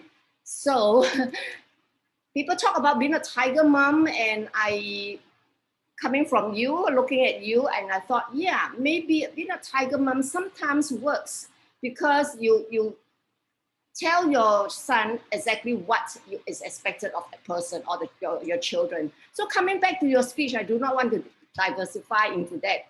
Motherhood talk, we can always talk later. And maybe I give you some tips for you to consider. I thought everything was pretty good, except that if you want, there's definitely room for improvement if we go a bit deeper. So I thought when we come onto the stage, we want to have a better presentation. I'm sure you will be getting yourself ready from your head to toe, your hair, your face, your clothes. I think that is important because first impression always comes first. And then your speech, try to look more directly into the camera instead of maybe turning so much about when you were talking and you were turning away from the camera. And so I thought that would probably be a bit of a distraction. Perhaps the lighting also helps. And what else do I want to tell you is, yes, the most important is when we give a speech, we want to bring it to the top and then go down and then bring it up again. But yours was more on telling us about your daughter, and it's sort of moving along this line. There's not so much of an up and down. And of course, the most important is at the end, I was quite surprised when you say that is the end of your speech, because I was waiting for you to give me a conclusion. You give me something to think about, to act on. Maybe I wasn't paying too much of an attention, but I thought that the ending was a bit abrupt. So you may want to consider into giving us that something to think about for your ending. Thank you very much. Thank you, Distinguished Toastmaster Patricia, for your feedback. And now may I invite Toastmaster Edward Young to give some feedback for Joan.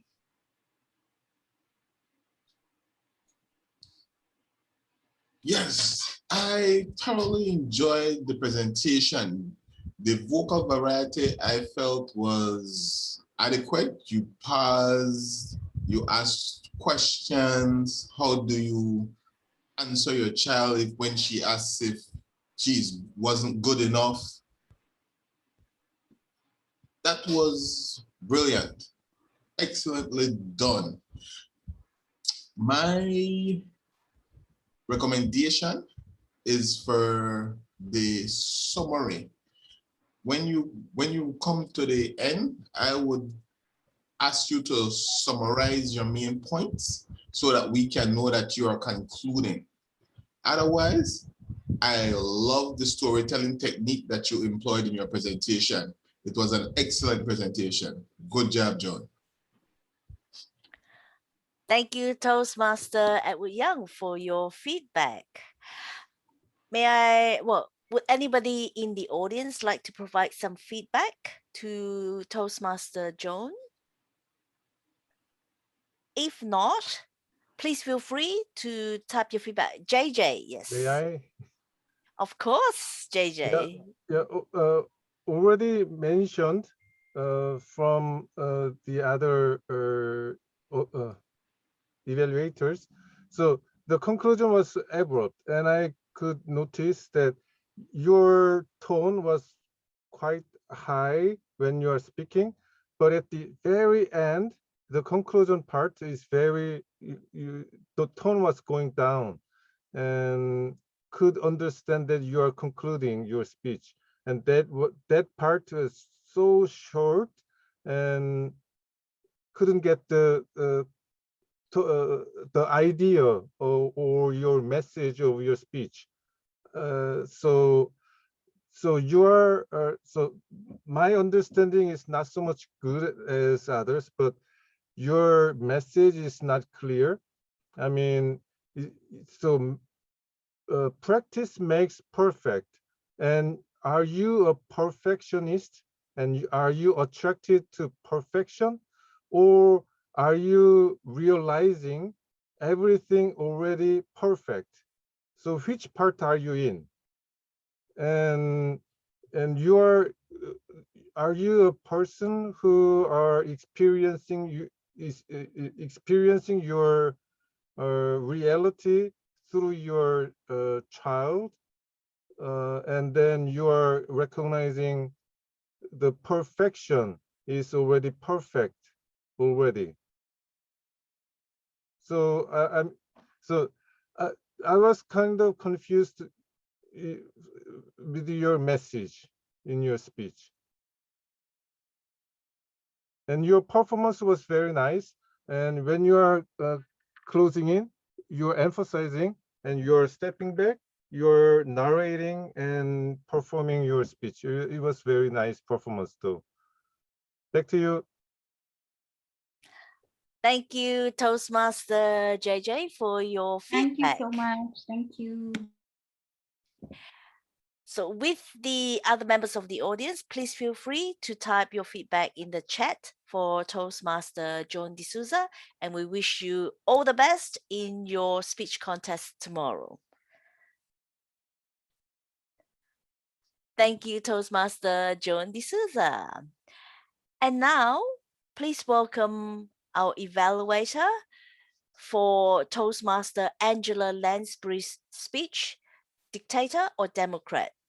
Toastmaster Corey Malani is a passionate product designer. She loves to design usable and delightful products, be it an app or a website that helps people in their daily lives. In her free time, she loves to find the best coffee in town, as well as exploring new places, food, and taking photographs.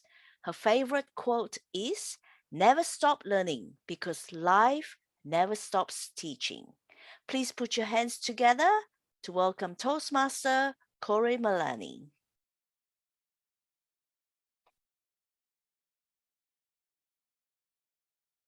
You're muted, Corey.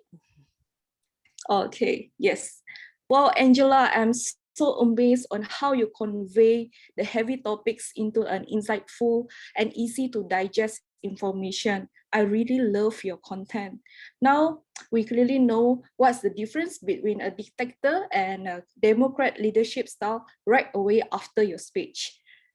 You also put yourself in the audience point of view by stating, oh, initially I'm also confused and so on. Is dictator always bad? Is democrat always good?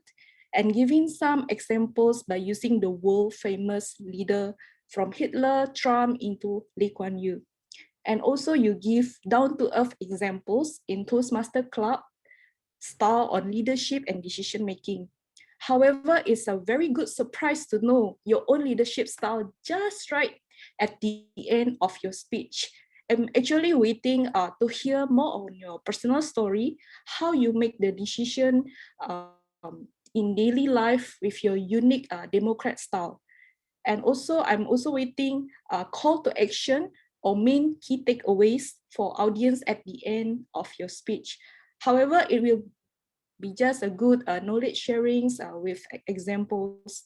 If you replay the recording, you may also find that most often the eyeballs is looking slightly towards the up, so not looking directly into the camera. And you also maybe want to explore more in the hand gestures. You can maybe use finger counting, 1, 2, 3. Okay, my hand is not in the camera. To convey your points. You can also use both hands like this, facing down to convey assertiveness and also give a strong direction. Or you can also play with both hands like open to convey that you're fully transparent and welcoming answers. All in all, it's a very informative content, good structure, organized speech, and you may also want to just observe on your eye contact, look at the camera dot, and you can also challenge yourself learning some of the variety hand gestures. I'm looking forward to your really great next speech. Thank you. Back to you, Toastmaster Lee Buckley. Thank you, Toastmaster Corey Malani. Corey was presenting her evaluation as part of her level 1 evaluation and feedback project. And she will be evaluated a bit later by Toastmaster JJ Jung. Are you ready, or would you like me to come back to you, Toastmaster JJ Jung? I'm ready now. Excellent. May I please introduce the evaluator for the evaluator, Distinguished Toastmaster JJ Jung, a retired Navy officer from South Korea. He participated in UN peacekeeping in Africa. That experience made him move to the dark side, where Darth Vader became his mentor. He is now a DTM, Darth Trouble Master. Please welcome Distinguished Toastmaster JJ Jung. Thank you, Madam Toastmaster Lee Buckley. That was so cool introduction I have ever heard in my Toastmaster journey. So anyway, Corey, you did a nice try as an evaluator, and I'd like to elaborate and expand your observation to the speaker.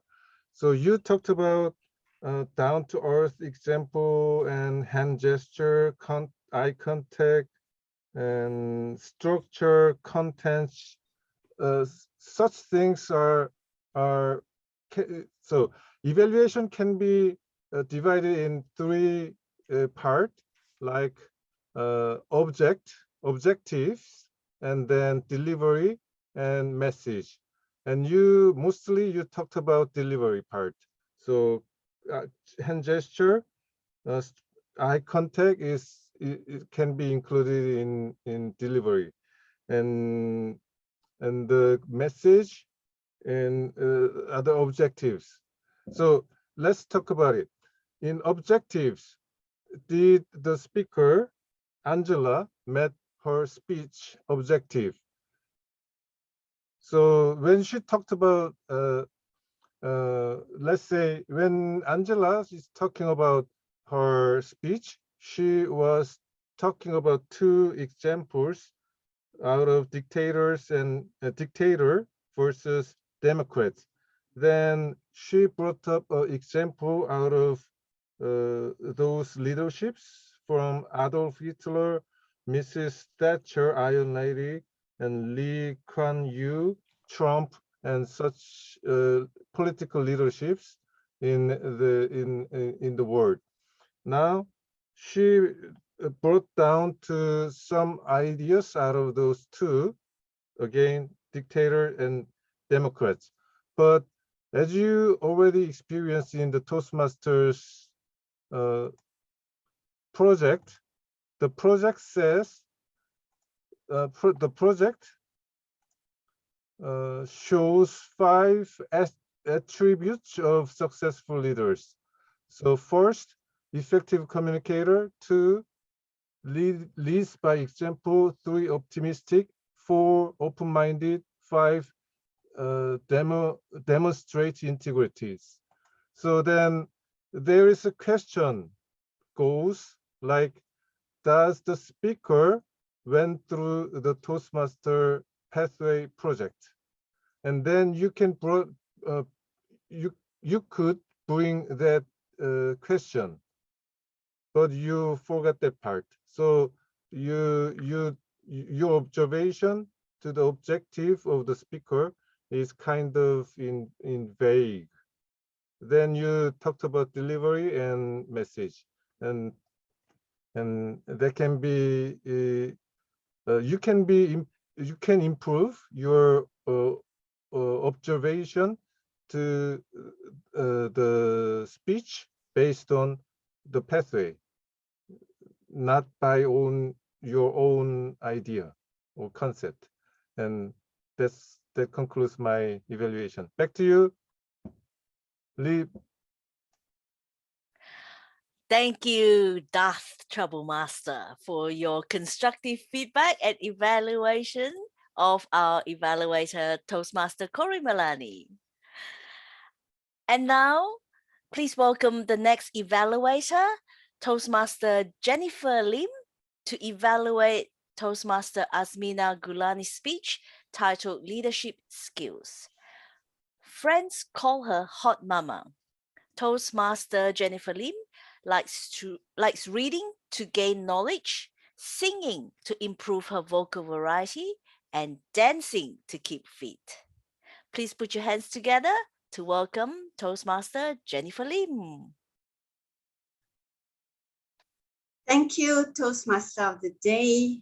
Good evening, everyone, including Azmina. Azmina, it was good that you present your speech accompanied by slides for us to follow your presentation. Well done for that. The points listed and explained as you spoke about the skills needed to lead a team were easily understood. Your vocal was very clear. Now, there are areas that you could improve on your speech.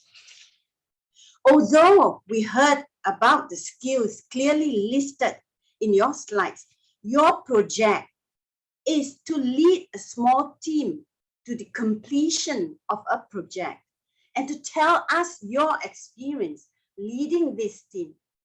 This I do not hear in your speech. There were no examples of how you led a team. To improve in this area, please tell us what project you led and how you led your team to achieve it. There were a lot of slides presented with a lot of words that I was trying to read them and at the same time listen to what you were saying, and it was not easy. To improve in this area, do consolidate your slides by listing not more than probably 4 to 6 points to a slide and explain on the more important points, expand on them. As you were reading very fast the slides, your eye contact was not there. I suggest you pause at each important point for us to have the point sink in, and at the same time, look in the camera so that we know you are talking to us, you're speaking to us, and not reading a speech to us. Your ending was abrupt. We suggest that you connect your speech to your title, leadership skills, by telling us how you lead your team to achieve your project.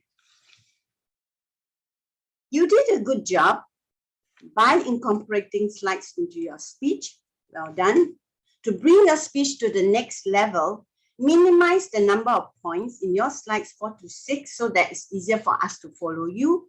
Be mindful of your eye contact while delivering your speech so that we can see that you are speaking to us, not reading to us. With these points in mind, you will be able to bring your speech to the next level. Back to you. Thank you. Thank you, Toastmaster Jennifer Lim, for your evaluation. May I please ask the timer to confirm the timings of the evaluators before we vote for the best evaluator? Now I shall give my report. Evaluators for Joan. The first one, Patricia Lam, spoke for 3 minutes 21 seconds. Edward spoke for 55 seconds. JJ spoke for 2 minutes. Evaluator for Kanan Khalib. She spoke for 3 minutes 32 seconds. Corey spoke for 2 minutes 26 seconds. JJ, evaluating Corey, spoke for 3 minutes 40 seconds. Jennifer spoke for 3 minutes 08 seconds. That's all. Thank you, Madam Timer. Mr. Club President, just like to consult the Club President for the evaluators eligible for voting. Like what I said earlier, yeah, it's okay. Go ahead. Okay, Everyone. so everyone, Okay, only. just for today, the special for today, just today only, please vote for the evaluator whom you thought was the best in presenting his or her evaluation tonight. We will now launch the poll.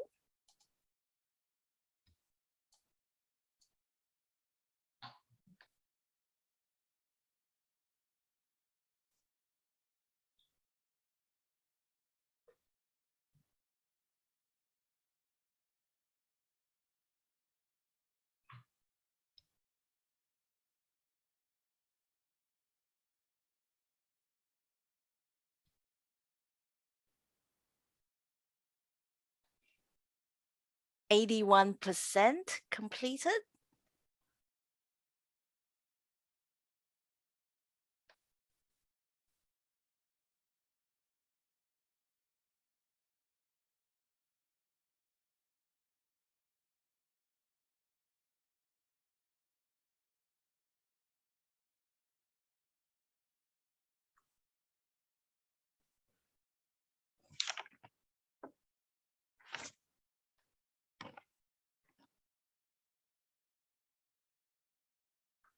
Last 10 seconds.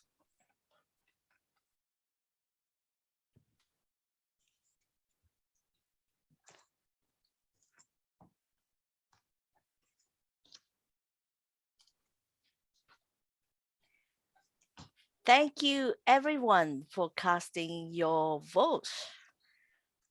And now is the time we've been waiting for. Would you like to know who the winners were? I can't hear you. Would you like to know who the winners were? Yes. Oh, yes. Okay, let's put our hands together. Drum roll, please. The best table topic speaker tonight. The award goes to Kwan Hong Tan. Woohoo. I think Kwan Hong is not with us anymore, but we will give his virtual ribbon to him. And the next award is the best speaker. Drum roll, please. The best speaker tonight was Toastmaster Kanan Sankara. Woohoo! And I'll keep his ribbon for him, I think. Nah, just kidding. We'll give it to him at the next meeting. And now, the third award, the best evaluator. Please congratulate Darth Troublemaster JJ Jung. Woohoo! Thank you everyone. Yeah. May the force be with you. Thank you, everyone. I hope you've enjoyed the meeting tonight. I would like to invite our club president, distinguished Toastmaster Willie Loh, to give his closing address. Over to you, Mr. Club President. Before I thank you, Toastmaster of the day. Can I ask the guest a question before we our guest limit? How do you find the meeting and how you find be a risk taker tonight in your meeting? I thought I learned a lot from the meeting, and definitely it's a very structured and comfortable way to learn language and also public speaking.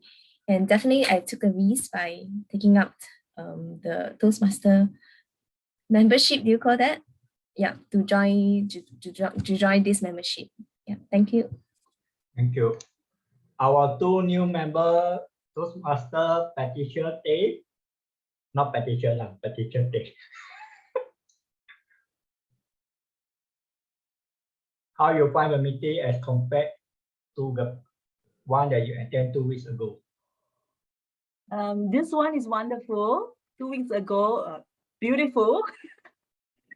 Yeah, it just gets better, I think. And I have learned so much just by listening. You know, even if I don't talk, I learn so much. So thank you. Thank you very much. What will be your next risk taker in the chapter meeting? It will be my self-intro speech. I'll be delivering it next week. And that's a real risk because I am not used to being put out there like that and talking about myself. So yes, I look forward to it. Thank you. Thank you, everyone. The other new member, Edward. What is your risk taker for this meeting tonight? What is my risk taker? My wish taker? Risk taker. RISK. Risk taker? Yes.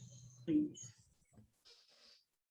My risk taker for this meeting, I would have to give it to one of our guests who spoke. Yeah. Okay, thank you. Every role, whether you are a Toastmaster of the day, including me, the club president, the timer, those people who take part in table topic session, who do a prepared speech, as well as evaluator, every one of you are a risk taker because every speech you do, you don't know what will be the outcome and what the outcome, the feedback the speaker will receive. For guests, if you're not a guest, definitely Toastmaster is a place for you to take a risk and make a mistake and move and learn for it. For current member, doing project speeches, taking our role is your risk taker, so that because you do not know, it's unknown to you. So you do not know what's the feedback people will give to you. It's only after your meeting that for that you will improve. So where risk taker does not mean that the first icebreaker is good. It means that every role that we take is considered a risk taker because we don't know what will happen. Technical issue, or we don't know what we are talking really the meeting. So I would like to welcome the two members, Patricia Yap and Edward Young and Sylvester, who is for Malaysia, who is not around, Google Club. We hope to see Chick Nini to be a member soon. Over back to you. I declare the meeting closed and we continue our chit-chat session up shortly. Before that, Mr. Club President, I Over would to like you. to I would like to thank everyone for a fabulous Friday of Toastmastering. I hope you have enjoyed the meeting as much as I have. I would like to leave one you. more thing is let's give a wave to our club champion Toastmaster Alicia Chia for winning the club contest last week. Okay, okay, back to you, Toastmaster. I would like to leave you with these thoughts as I bid you adieu. I'm sharing a slide in my virtual background. Oops, let me just try again. In the end, we only regret the chances we didn't take. So in the end, we only regret the chances we didn't take. Last week, the contestants took their chances and emerged winners. The first, second, and third place. Even if they didn't place, they were still champions because they took the risk. They took the chance. So a very good morning, afternoon, evening, night, early morning to everyone, wherever you are. We'll see you same bad time, same bad channel next week. Goodbye, everyone. See you next week.